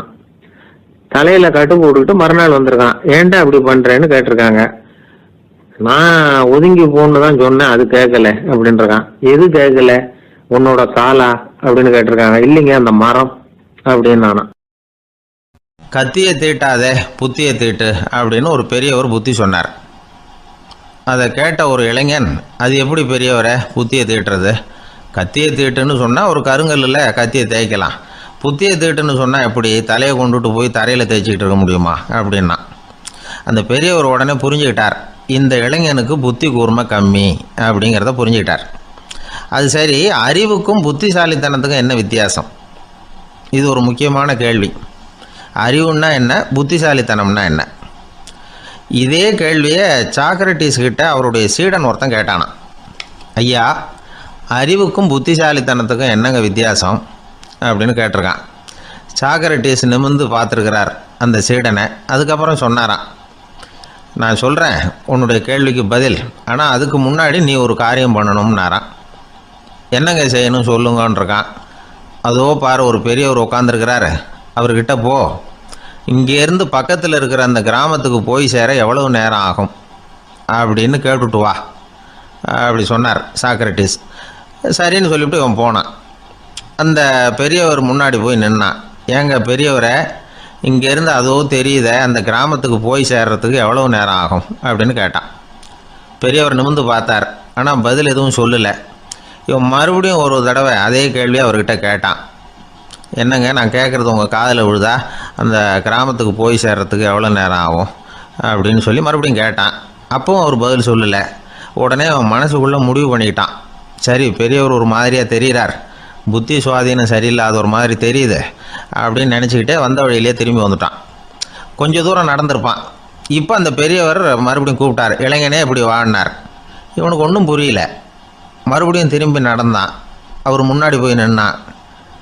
பெரியவர் சொன்னார், தம்பி இங்கேருந்து அந்த கிராமத்துக்கு போய் சேர்றதுக்கு 5 நிமிஷம் ஆகும் அப்படின்னார். இப்போது அந்த இளைஞன் அந்த முதியவரை ஒரு மாதிரியாக பார்க்க ஆரம்பித்தான். அதுக்கப்புறம் கொஞ்சம் யோசித்தான். பிறகு அவர்கிட்டே கேட்டுட்டான், ஏங்க பெரியவரை, இதே பதிலை அப்போவே என்கிட்ட சொல்லியிருக்கலாமே, என்னை திரும்பி போன்னு சொல்லிவிட்டு பாதி தூரம் போனதுக்கப்புறம் மறுபடியும் கூப்பிட்டு அதுக்கப்புறம் இப்படி சொல்கிறீங்களே, இது நியாயமா அப்படின்னா. பெரியவர் சிரித்தார். அதுக்கப்புறம் சொன்னார், ஏன்பா நீ எவ்வளவு வேகமாக நடக்கிறேங்கிறத பார்க்காம நீ கிராமத்துக்கு போய் சேர வேண்டிய நேரத்தை எப்படி என்னால் சொல்ல முடியும்? அதனால தான் உன்னை கொஞ்சம் தூரம் நடக்க விட்டு உன்னுடைய நடையின் வேகம், அந்த கிராமம் இருக்கிற தூரம் ரெண்டையும் கணக்கு போட்டு அதுக்கப்புறம் நேரத்தை சொன்னேன்னார். சீடன் வந்து தலை குனிந்தான். அப்படியே திரும்பி வந்து சாக்ரட்டிஸ் முன்னாடி நின்னான். சாக்ரட்டிஸ் இப்போ சொல்கிறார், தம்பி அதுக்கு பேர் தான் புத்திசாலித்தனம். இந்த அறிவு கூர்மை வந்து எல்லா இளைஞர்களுக்கும் வரணும் அப்படிங்கிறதுக்காகத்தான் கத்தியை தீட்டாதே புத்தியை தீட்டு அப்படின்னு பெரியவங்கள்லாம் சொல்லிகிட்டு இருக்கிறாங்க. புத்தியை தீட்டுறவங்கெல்லாம் வாழ்க்கையில் அறிவாளியாகிறாங்க, தீட்டாதவங்க கோமாளியாகிறாங்க. இதுதான் இன்றைக்கி நடக்கிறது. அதனால் அறிவு கூர்மைங்கிறது வேற. இந்த காலத்து ஆசாமி ஒருத்தர் இன்னொருத்தரை பார்த்து கேட்டார், ஏங்க ஒரு விமானம் இங்கேருந்து புறப்பட்டு 2 மணி நேரத்தில் மதுரைக்கு போய் சேருது. நல்லா கவனிங்க, ஒரு விமானம் இங்கேருந்து புறப்பட்டு 2 மணி நேரத்தில் மதுரைக்கு போய் சேருது அப்படின்னா என்னோடய வயசு என்னன்னு கேட்டார். இவர் கேட்குறதுல ஏதாவது அர்த்தம் இருக்கா? அதாவது இங்கேருந்து புறப்பட்டு 2 மணி நேரம் ஆகுது மதுரைக்கு போகிறதுக்கு, அப்படின்னா என் வயசு என்னன்னு கேட்குறாரே. இதை கேட்ட உடனே அவர் பதில் சொன்னார், அப்படின்னா உங்களோட வயசு 20 அப்படின்னார். எப்படிங்க அவ்வளவு கரெக்டாக சொன்னீங்க அப்படின்னு கேட்டார். வேறு ஒன்றும் இல்லை, எங்கள் பக்கத்து வீட்டில் ஒரு முழு பைத்தியம் இருக்குது, அதோட வயசு 40, அப்படின்னா உன் வயசு 20 தான் இருக்கணும் அப்படின்னார். அரை பைத்தியம்னு முடிவு பண்ணிக்கிட்டார். அதனால் வாழ்க்கையில் அறிவு கூர்மைங்கிறது ரொம்ப அவசியம். அந்த புத்திசாலித்தனம் இருக்கிறவங்க வாழ்க்கையில் வெற்றி பெறுவது நிச்சயம். அம்மாக்காரங்களுக்கு அடிக்கடி ஏற்படுற கவலை ஒன்று உண்டு. அதாவது குழந்தை சரியாக சாப்பிட மாட்டேங்குதே அப்படிங்கிற கவலை. இவங்கெல்லாம் ஒரு விஷயத்த நல்லா புரிஞ்சுக்கணும். குழந்தைகள்ங்கிறவங்க பெரியவங்க மாதிரி இல்லை. அவங்க கடிகாரத்தில் மணியை பார்த்துட்டு சாப்பிட்றதுக்கு உட்கார்ற ரகம் கிடையாது. பசிச்சா சாப்பிடுவாங்க, இல்லைன்னா விளையாடுவாங்க அல்லது தூங்குவாங்க. அது புரியாமல் அவங்கள கட்டாயப்படுத்தி அல்லது மிரட்டி சாப்பிட வைக்கிறது ரொம்ப தப்பு. ஒரு 8 மாத குழந்தைக்கு 3 மணி நேரத்துக்கு ஒரு தடவை பசிக்கும். அந்த நேரம் பார்த்து சாப்பாடு கொடுத்தா அடம் பண்ணாமல் அது பாட்டுக்கு சாப்பிட்றோம். அதே குழந்தைக்கு 1 வயசு ஆகிறப்போ 4 மணி நேரத்துக்கு ஒரு தடவை பசிக்கும். இந்த வயசுல இயற்கையாகவே பசி குறைஞ்சிருக்கும். அது புரியாமல் என் குழந்தை முன்னாடி மாதிரி இப்போ சரியாக சாப்பிட மாட்டேங்கிறான் அப்படின்னு சில பேர் டாக்டர்கிட்ட போய் சொல்லிக்கிட்டு இருப்பாங்க. இன்னொரு விஷயம், ஒரு குழந்தைக்கு வயசு அதிகமாகிற வேகத்துக்கு உடம்பு எடையும் அதிகமாகிக்கிட்டே போகாது. உடம்பு எடை அதிகமாகிற வேகம் குறைஞ்சிக்கிட்டே வரும். 6 மாத குழந்தைக்கு ஒரு வாரத்தில் 150 கிராம் எடை கூடும். ஒரு வயசில் வாரத்துக்கு 71 கிராம் எடை கூடும். இது புரியாமல் அதிகமாக சாப்பாட்டை கொடுத்து குழந்தைய கஷ்டப்படுத்தக்கூடாது. ஏன்னா அளவுக்கு மீறின உணவு அஜீரணத்தை உண்டு பண்ணிவிடும். குழந்தைக்கு ஒரு தட்டில் கொஞ்சமாக ஆகாரத்தை வச்சு கொண்டுகிட்டு போய் கொடுக்கணும். மலை மாதிரி குவிச்சு வச்சா அதை பார்த்ததுமே பசி அடங்கி போயிடும். அடித்து மிரட்டி பயமுறுத்தி குழந்தைய சாப்பிட வைக்கிற பழக்கம் இருக்குது பாருங்க, அதுக்கு ஃபுட் ஃபோர்ஸிங் அப்படின்னு பேர். இப்படி பண்ணினா குழந்தைக்கு சாப்பாட்டில் விருப்பம் குறைஞ்சிரும், அதை கண்டாவே வெறுக்க ஆரம்பிச்சிடும். அது மாதிரி உளம் சார்ந்த பசி குறைவு, சைக்கோஜெனிக் அனோரெக்சியா, அது ஏற்படுமா. சாப்பாடுங்கிறதே ஒரு தண்டனை மாதிரி தோணும். குழந்தைகளுக்கு பிடிச்ச மாதிரியான ஆகாரத்தை கொடுக்கணும். சத்து அதிகம் இருக்குங்கிறதுக்காக அதுக்கு பிடிக்காத ஆகாரத்தை கொடுத்து கட்டாயப்படுத்தக்கூடாது. குழந்தைகளுக்கு 2 வயசு ஆகிறப்போ இயற்கையாகவே எதிர்மறை குணம் உண்டாகும். அதாவது அந்த எதிர்மறையாக பேசுறது. இது மாதிரி சமயங்களில் நாம் என்ன சொல்கிறோமோ அதுக்கு நேர்மாறாக நடந்துக்கும். ஏட்டிக்கு போட்டி. சாப்பிட சொன்னால் விளையாட போவோம், விளையாட சொன்னால் சாப்பாடு கேட்கும். இதை புரிஞ்சுக்கிட்டு நடந்துக்கணும். குழந்தை சொன்ன பேச்சை கேட்கலேன்னு கோவப்படக்கூடாது. குழந்தை வளர வளர பிடிவாத குணம் வர்றது சகஜம். கேட்டதை வாங்கி கொடுத்தாதான் சாப்பிடுவேன் அப்படின்னு பிடிவாதம் பண்ணும். வாங்கி கொடுத்து விடுறது தான் உத்தமம். நீங்களும் அதுகிட்ட பிடிவாதம் பண்ணிட்டு இருக்கக்கூடாது. ஏன்னா கேட்டது கிடைக்கலையேங்கிற ஏமாற்றம் கூட குழந்தையோட பசியை குறைச்சிரும். கேட்டது கிடைச்சிட்டா பசி அதிகமாகும். கொடுத்ததை மளமளன்னு சாப்பிட்றோம். குழந்தைகளுக்கு கண்ட கண்ட நேரத்தில் சாப்பிட்றதுக்கு எதையாவது வாங்கி கொடுத்துக்கிட்டு இருந்தா சாப்பாட்டு நேரத்தில் சாப்பிடாம அடம் பண்ண ஆரம்பிச்சிடும். பள்ளிக்கூடம் போகிற பிள்ளைங்க காலை உணவை சரியாக சாப்பிட மாட்டாங்க. அச்சம், அவசரம், பரபரப்பு இதெல்லாம் தான் காரணம். பள்ளிக்கு புறப்படுறதுக்கு ஒரு 3/4 மணி நேரத்துக்கு முன்னாடியே சாப்பாடு போட்டுருங்க, அது சரியாக போடும். படிக்கிற குழந்தைகள் உடல் சோர்வு, மனச்சோர்வு இது காரணமாக கூட சாப்பிட மறுக்கிறது உண்டு. இப்போ உதாரணமாக சாயந்தரம் விளையாடி விட்டு வீட்டுக்கு வந்ததும் சாப்பிட சொன்னால் வேணாம்பாங்க. இது உடல் சோர்வு. ரொம்ப நேரம் வீட்டு பாடங்களை செஞ்சு முடித்த கையோடு சாப்பிட சொன்னாலும் அவங்களால சரியாக சாப்பிட முடியாது. இது உளச்சோர்வு, அதாவது மனச்சோர்வு. இதை தவிர குழந்தைகளுக்கு உடல் நலக்குறைவு ஏற்பட்டால் கூட சாப்பிட மறுக்கிறது உண்டு. சில மருந்து மாத்திரைகள் கூட பசியை குறைச்சிரும். அதனால் சரியாக தெரிஞ்சுக்கிட்டு குழந்தைகளை சாப்பிட வைக்கணும். அது புரியாமல் கையில் சாப்பாட்டு தட்டை வச்சுக்கிட்டு குழந்தைகளை விரட்டிக்கிட்டு அலையக்கூடாது. ஒரு சின்ன பையன் சொன்னான், எங்கள் அம்மா சாப்பாடு போடுறது தெரிஞ்சால் நான் உடனே வீட்டை விட்டு வெளியில் ஓடி போடுவேன் அப்படின்னா. ஏன் அப்படி பண்ணுறேன்னு கேட்டோம். எங்கள் அப்பா கூட அது மாதிரி தான் சார் பண்ணுவார் அப்படிங்கிறான். ஒரு நண்பர் ஆனந்தமாக சிகரெட் பிடிச்சிக்கிட்டு இருந்தார். இந்த பழக்கத்தை விட்டுவிடுங்களேன் அப்படின்னு சொல்லி பார்த்தோம். விட்டுடலாம்னு தான் பார்க்குறேன், ஆனால் முடியலையேன்னார். மனசு வச்சா எல்லாம் முடியும் அப்படின்னோம். அவர் கொஞ்ச நேரம் யோசனை பண்ணார். அப்புறம் சொன்னார், சரி சார், இதுதான் நான் பிடிக்கிற கடைசி சிகரெட் அப்படின்னு சொல்லி ரொம்ப அழுத்தமாக புகையை உள்ளுக்கு இழுத்தார். அதுக்கப்புறம் அந்த துண்டு சிகரெட்டை வீசி எறிஞ்சுட்டார். ஒருத்தர் இது மாதிரி தீர்மானம் பண்ணி தன்னுடைய கடைசி சிகரெட்டை தூக்கி எறிஞ்சுட்டாருன்னா அது ஒரு பெரிய விஷயம்தான். அதுக்கு பிறகு அவர் உடம்புல படிப்படியாக என்னென்ன மாற்றங்கள் நடக்கும் அப்படிங்கிறத பற்றி ஒரு விவர பட்டியலே வெளியிட்டிருக்கிறாங்க. அது என்ன விவரம் தெரியுமா? ஒருத்தர் புகைப்பிடிக்கிற பழக்கத்தை நிறுத்துறாருன்னு வச்சுங்க. அப்படி அவர் நிறுத்தின 20 நிமிடங்களுக்குள்ள உயர் ரத்த அழுத்தம், உடல் வெப்பம், நாடி துடிப்பு இதெல்லாம் சரியான நிலைமைக்கு வந்துடுதான். 8 மணி நேரத்துக்குள்ள இந்த ஸ்மோக்கர்ஸ் பிரீத் அப்படிங்கிற தன்மை மறைஞ்சிருதான். ரத்தத்தில் உள்ள கார்பன் மோனாக்சைடு அளவு குறையுதான், ஆக்சிஜன் அளவு கூடுதான், சரியான அளவுக்கு வந்துடுதான். ஒருத்தர் கடைசி சிகரெட்டை தூக்கி எறிஞ்சுட்டாருன்னா 24 மணி நேரத்துக்குள்ள மாரடைப்பு ஏற்படுறதுக்கான வாய்ப்பு குறைஞ்சுடுதான். 48 மணி நேரத்துக்குள்ள உணர்வு நரம்புகளின் முனைப்பகுதிகள் மறுபடியும் ஒன்று சேர்ந்துருதான். அதனால நாக்கு சுவை உணர்வு, மூக்கின் முகரும் சக்தி இதெல்லாம் மேம்படுதான், நல்ல நிலைமைக்கு வந்துடுதான். சிகரெட்டை நிறுத்தின 3 நாளுக்குள்ள மூச்சு விடுறது சுலபமாயிடுதான். இப்படி அவங்க பட்டியல் நிறைய சொல்றாங்க. 2 அல்லது 3 மாசத்துக்குள்ள என்ன ஆகும் தெரியுமா? ரத்த ஓட்டம் மேம்படுது, நடக்கிறது சுலபமாயிடுது. நுரையீரல் கொள்ளளவு 30% அதிகரிக்குது. 1லிருந்து 9 மாசத்துக்குள்ள சுவாச குறைபாடுகள் நீங்குது. நுரையீரலில் இருக்கக்கூடிய இந்த அசுத்தம் வடிகட்டும் திசுக்கள் சரியா வேலை செய்ய ஆரம்பிச்சிருது. 1 வருஷத்துக்குள்ள இந்த இதய அழுத்த நோய்க்கான வாய்ப்பு பாதியாக குறைஞ்சிருது. இந்த சிகரெட்டை நிறுத்தின 5 வருஷத்துக்குள்ள ஒரு நாளைக்கு 1 பாக்கெட் சிகரெட் பிடிக்கிறவர்களில் நுரையீரல் புற்றுநோயினால சாகிறவர்கள் எண்ணிக்கை பாதியாக குறைஞ்சிருது. புற்றுநோய் செல்கள் சீரமைக்கப்படுது. ஆக ஒருத்தர் புகைக்கிறத விட்டுணும்னு தீர்மானம் பண்ணி தன் கையில் இருக்கிற சிகரெட்டை இதுதான் கடைசின்னு சொல்லி தூக்கி எறிஞ்சுட்டா அதுக்கப்புறம் படிப்படியாக இவ்வளவு நன்மைகளும் மாற்றங்களும் ஏற்படுறதாக இந்த அமெரிக்கன் கேன்சர் சொசைட்டி தெரிவிச்சிருக்குது. அதனால புகைப்பழக்கம் உள்ளவங்க இதையெல்லாம் கொஞ்சம் யோசிச்சு பார்த்து அந்த பழக்கத்தை விட்டு விடுறது ரொம்ப நல்லது. ஆனால் அதையெல்லாம் நாம் சொன்னால் யார் கேட்குறாங்க? என்னுடைய நண்பர் ஒருத்தர் புகைப்பழக்கம் உள்ளவர். அவர் என்கிட்ட சொன்னார், சார், சிகரெட் பிடிக்கிற பழக்கத்தை விட்டு விடுறது என்னை பொறுத்த வரைக்கும் ஒன்றும் பெரிய கஷ்டமான செயல் இல்லை, அது ரொம்ப சுலபம் அப்படின்னார். எப்படி சொல்கிறீங்கன்னு கேட்டேன். நான் ஏற்கனவே 20 தடவை அந்த பழக்கத்தை விட்டுருக்கேன் சார் அப்படின்னார் ரொம்ப பெருமையாக. ஒரு ஆசாமி வேகமாக ஓடிக்கிட்டு இருந்தான். ஏன் இப்படி ஓடுறேன்னு கேட்டார் இன்னொருத்தர்.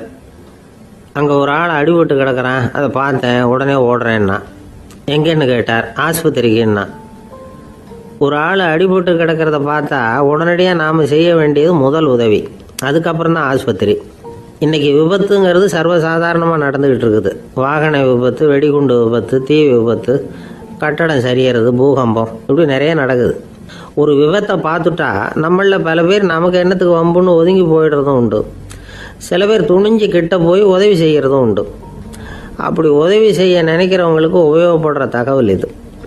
விபத்தில் காயமடைஞ்சவங்களை 3 பிரிவாக பிரிக்கலாமா.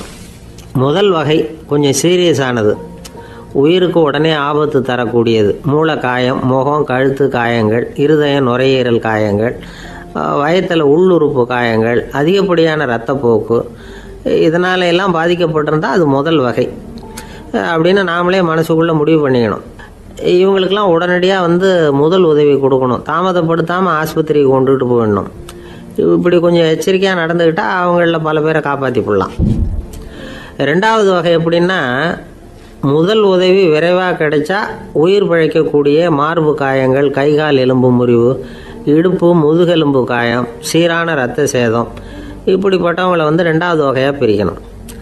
ஆபத்து இல்லாத சிராய்ப்புகள், சிறு காயங்கள், இரத்த உறைவுகள், இதனால் பாதிக்கப்படுறவங்க 3வது வகை. ஒருத்தர் தலையில் அடிபட்டு நினைவு விழுந்துட்டாருன்னு வச்சுங்க, அவருக்கு வாந்தி வர்றதுனால புறையேறி மூச்சு அடைப்பு உண்டாகும். இப்படி ஆகாமல் இருக்கிறதுக்காக தலையை ஒரு பக்கமாக சாய்ச்சி வைக்கலாம். நாடி துடிப்பையும் இதய துடிப்பையும் தொட்டு பார்க்கணும். அது குறைஞ்சிருந்தாலும் சரி, நின்று இருந்தாலும் சரி, அவர் மார்பை நிமிஷத்துக்கு 80 தடவை உள்ளங்கையால் அழுத்தி இதய துடிப்பை மீட்கிறதுக்கு உதவி பண்ணணும். கழுத்தில் காயம்பட்டாலும் ஆபத்து அதிகம். கழுத்துக்கு அடியில் ஒரு துண்டை மடித்து வைக்கலாம். 2 பக்கமும் சின்ன தலையணை அல்லது துணி மடிப்புகளை வச்சு கழுத்தை அதிகமாக அசையாமல் பார்த்துக்கலாம். முதுகெலும்பு முறிஞ்சிருக்குமோ அப்படிங்கிற சந்தேகம் இருந்ததுன்னா அவரை அதிகமாக அசைய விடக்கூடாது. அதிகமாக அசைஞ்சால் தண்டு இடத்துல பாதிப்பு ஏற்பட்டு கை கால் விளங்காமல் போயிடும். அவரை ஒரு கனமான போர்வை இல்லைன்னா பாயில் படுக்க வச்சு 4 பேர் மெதுவாக தூக்கி மருத்துவ உதவிக்கு அனுப்பி வைக்கலாம். கையெலும்பு முறிஞ்சிருந்தால் முறிஞ்ச பாகத்தை உடம்போடு சேர்த்து அசையாமல் கட்டி போடலாம். கால் எலும்பு முறிஞ்சிருந்தால் மற்ற காலோடு சேர்த்து கட்டி போடலாம். முறிஞ்ச பாகம் தொங்காமல் பார்த்துக்கணும், அப்போ தான் வீக்கம் உண்டாகாமல் இருக்கும். வெட்டு காயம், குண்டடிப்பட்ட காயம் இதிலெல்லாம் ரத்தப்போக்கு அதிகமாக இருக்கும். ரத்தம் வெளியேற ஆபத்து அதிகம். சுத்தமான துணியை பல மடிப்புகளை மடித்து காயத்தின் மேலே வச்சு அழுத்தமாக ஒரு 10 நிமிஷம் பிடிச்சிக்கணும். ரத்தம் நின்ன உடனே காயத்துக்கு கட்டு போடலாம். சில சமயம் காயம்பட்ட பாகத்தை உயரமாக தூக்கி பிடிச்சிக்கிட்டா தான் ரத்த கசிவு நிற்கும். இந்த விவரங்களையெல்லாம் கொஞ்சம் மனசில் வாங்கி வச்சுக்கிட்டோம்னா சமயத்தில் உதவும். ஏன்னா இந்த காலத்தில் விபத்து எந்த ரூபத்தில் எப்போ வரும்னு யூகிக்கவே முடியல. நண்பர் ஒருத்தர் சொன்னார், நேற்றுக்கு பாருங்கள் சார், என் கண்ணு முன்னாடியே ஒரு சின்ன விபத்து நடந்ததுன்னார். என்னன்னு விசாரித்தோம். ஒரு பஸ்ஸில் வந்துக்கிட்டு இருந்தேன். அந்த பஸ்ஸில் பின்பக்கம் படி ஓரமாக நின்றுக்கிட்டு இருந்த ஒருத்தர் ரோட்டில் விழுந்துட்டார். டிரைவர் அதை கவனிக்கலை, நிறுத்தாமல் அவர் பாட்டுக்கு போகிறாருனார். கண்டக்டர் உடனே விசில் கொடுத்து பஸ்ஸை நிறுத்த வேண்டியது தானே அப்படின்னோம். அதுதான் சார் முடியாமல் போச்சுன்னார் அவர். ஏன்னு கேட்டாங்க. தவறி கீழே விழுந்ததே அந்த கண்டக்டர் தான் சார் அப்படிங்கிறார். ஒரு ஆள் அசையாமல் கிடக்கிறார். அவர் இருக்காரா போயிட்டாராங்கிறத எப்படி முடிவு பண்ணுறோம்? அவர் மூக்குக்கு முன்னாடி புறங்கையை வச்சு பார்க்குறோம், மூச்சு வருதா இல்லையா அப்படிங்கிறத கண்டுபிடிக்கிறதுக்காக. மூச்சுங்கிறது அவ்வளவு முக்கியமான ஒரு விஷயம். சுவாசம் இல்லைன்னா எதுவுமே இல்லை. நம்ம பூமி இருக்க அது கூட சுவாசிக்குதுங்கிறத சோவியத் விஞ்ஞானிகள் கண்டுபிடிச்சிருக்கிறாங்க. பூமிக்கு மேலே இருக்கிற மண் அடுக்கில் காற்றில் உள்ள ஆக்சிஜன் ஆக்சிகரணம் அடையுது அப்படின்னு தான் இதுவரைக்கும் எல்லாரும் நம்பிக்கிட்டு இருந்தாங்க. ஆனால் இப்போ என்ன கண்டுபிடிச்சிருக்கிறாங்கன்னா, அந்த ஆக்சிஜன் பூமிக்குள்ளே 1 கிலோமீட்டர் ஆழம் வரைக்கும் ஊடுருவி போகுதான். பூமிக்குள்ளே 2 பக்கமும் பல கிலோமீட்டர் வரைக்கும் பரவுதான். பூமிக்குள்ளே இருக்கிற நீர்நிலை அடுக்குகள் தான் நுரையீரல் செய்கிற வேலையை செய்யுதான். நம்ம உடம்புல நுரையீரல் இல்லைன்னா ஒன்றும் நடக்காது. ஒரு மரத்தை தலைகீழாக தொங்க போட்டால் எப்படி இருக்கும் அப்படி யோசிச்சு பாருங்கள். அப்படி தான் இதுவும் நுரையீரலும் அப்படி தான் இருக்கும். வலது பக்கம் ஒன்று, இடது பக்கம் ஒன்று. வலது பக்கம் நுரையீரல் கொஞ்சம் பெருசாக இருக்கும். நுட்பமான நரம்பு குழாய்கள் அதில் இருக்கும். கோடிக்கணக்கான நுண்ணிய குழாய்களை வச்சுக்கிட்டு தான் அது வேலை செய்யுது. 25 கோடி குழாய்கள் இருக்கும். அதை அப்படியே முழுசாக பிரித்து பரப்புனா ஒரு டென்னிஸ் கோர்ட்டில் பாதி பரப்பளவு இருக்குமா. நுரையீரல் நிறம் கருஞ்சிவப்பு தான். புகை அதிகமாக உள்ளே போச்சுன்னா அது கருப்பாயிடுது. காற்றுல உள்ள பிராணவாயுவை இது எடுத்துக்கிட்டு ரத்தத்தை சுத்தப்படுத்துகிற முக்கியமான வேலையை இது செய்யுது. அசுத்த காற்றை வெளியில் அனுப்பி வச்சுருது. ஒருத்தர் வேகமாக ஓடி வரார், அவருக்கு மூச்சு இறைக்கும். பயங்கரமாக எதையாவது பார்த்து விடுறார், உடனே மூர்ச்சி ஆகிடுவார். இது மாதிரி சமயங்களில் வேற எந்த தூண்டுதலும் இல்லாமல் நுரையீரல் தானாகவே இயங்கும். இப்படி ஒரு அவசியம் ஏற்படுறப்போ இயக்கத்தை தூண்டி விடுற முக்கியமான இணைப்பு மூளைக்கு கீழே முதுகு எலும்புக்கு மேற்பகுதியில் இருக்குது. அது உடனே சுவாசத்துக்கு அவசர உதவியை கொடுக்குது. இப்போ ஒருத்தர் பேசாமல் உட்காந்துருக்கார்.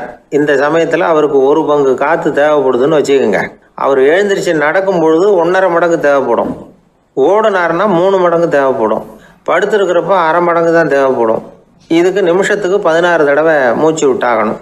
இப்படி சாதாரணமாக உள்ளே இழுக்கிற காற்று கொஞ்சம்தான் இருந்தாலும் இது மாதிரி 8 மடங்கு காற்றை உள்ளே இழுத்து வச்சுக்கிற சாமர்த்தியம் நுரையீரலுக்கு இருக்குதான். தண்ணி, நுண்கிருமிகள், ரசாயன பொருள் இப்படி எது உள்ளே போனாலும் நுரையீரல் சமாளிச்சுக்கும். 30 வருஷமாக விடாத புகை பிடிக்கிறவர் தொடர்ந்து உள்ளே அனுப்பி வைக்கிற புகையை கூட சமாளிக்குதுன்னா பார்த்துங்களேன். உள்ளே போகிற புகை நுட்பமான சுவாச முடிச்சுகளை அழிச்சு விடுது. கறி புகை அது மேலே படிஞ்சு உபயோகம் இல்லாமல் பண்ணிவிடுது. ஆனாலும் தேவைக்கு அதிகமாக 8 மடங்கு கூடுதலாக சுவாச முடிச்சுகள் நம்ம உடம்புக்குள்ளே இருக்கிறதுனால சமாளிக்க முடியுது. சமாளிக்க முடியலன்னா சில சமயம் மூச்சு திணறும். அதை ஒரு எச்சரிக்கையாக எடுத்துக்கிட்டு புகை பிடிக்கிற பழக்கத்தை விட்டுடணும். அதுதான் நல்லது. ஆனால் அப்படி யார் விடுறது? இணை பிரியாத 2 நண்பர்கள் இருந்தாங்களாம். 2 பேரும் விடாமல் சிகரெட்டு குடிக்கிறவங்க. அதில் ஒருத்தன் செத்து போட்டான். இன்னொருத்தன் அதுக்கப்புறம் 2 சிகரெட்டாக குடிக்க ஆரம்பித்தானா. ஏன் இப்படி பண்ணுறேன்னு கேட்டிருக்காங்க. நான் 1 சிகரெட்டு தான் குடிக்கிறேன், செத்து போன என்னுடைய ஃப்ரெண்டு இருக்கானே செத்து போனவன், அவனுக்காக இன்னொரு சிகரெட்டு குடிக்கிறேன் அப்படின்னு நானா. இது ரொம்ப ஆபத்து, விட்டுடு அப்படின்னு சொல்லியிருக்காங்க. சரின்னு ஒத்துக்கிட்டான். ஆனால் அதுக்கப்புறமும் 1 சிகரெட் வீதமாக குடிச்சிக்கிட்டே இருந்தான். சிகரெட்டு பழக்கத்தை நீ இன்னும் விடலையான்னு கேட்டாங்களாம். அந்த பழக்கத்தை நான் எப்போவோ விட்டுட்டேன், இப்போ நான் குடிக்கிறது என் ஃப்ரெண்டுக்காக அப்படின்னு நானா. இவங்கெல்லாம் எப்படி திருந்துறது? ஒரு அம்மா, அவங்களுக்கு 35 வயசு இருக்கும். குடும்பத்தில் எந்த கஷ்டமும் இல்லை.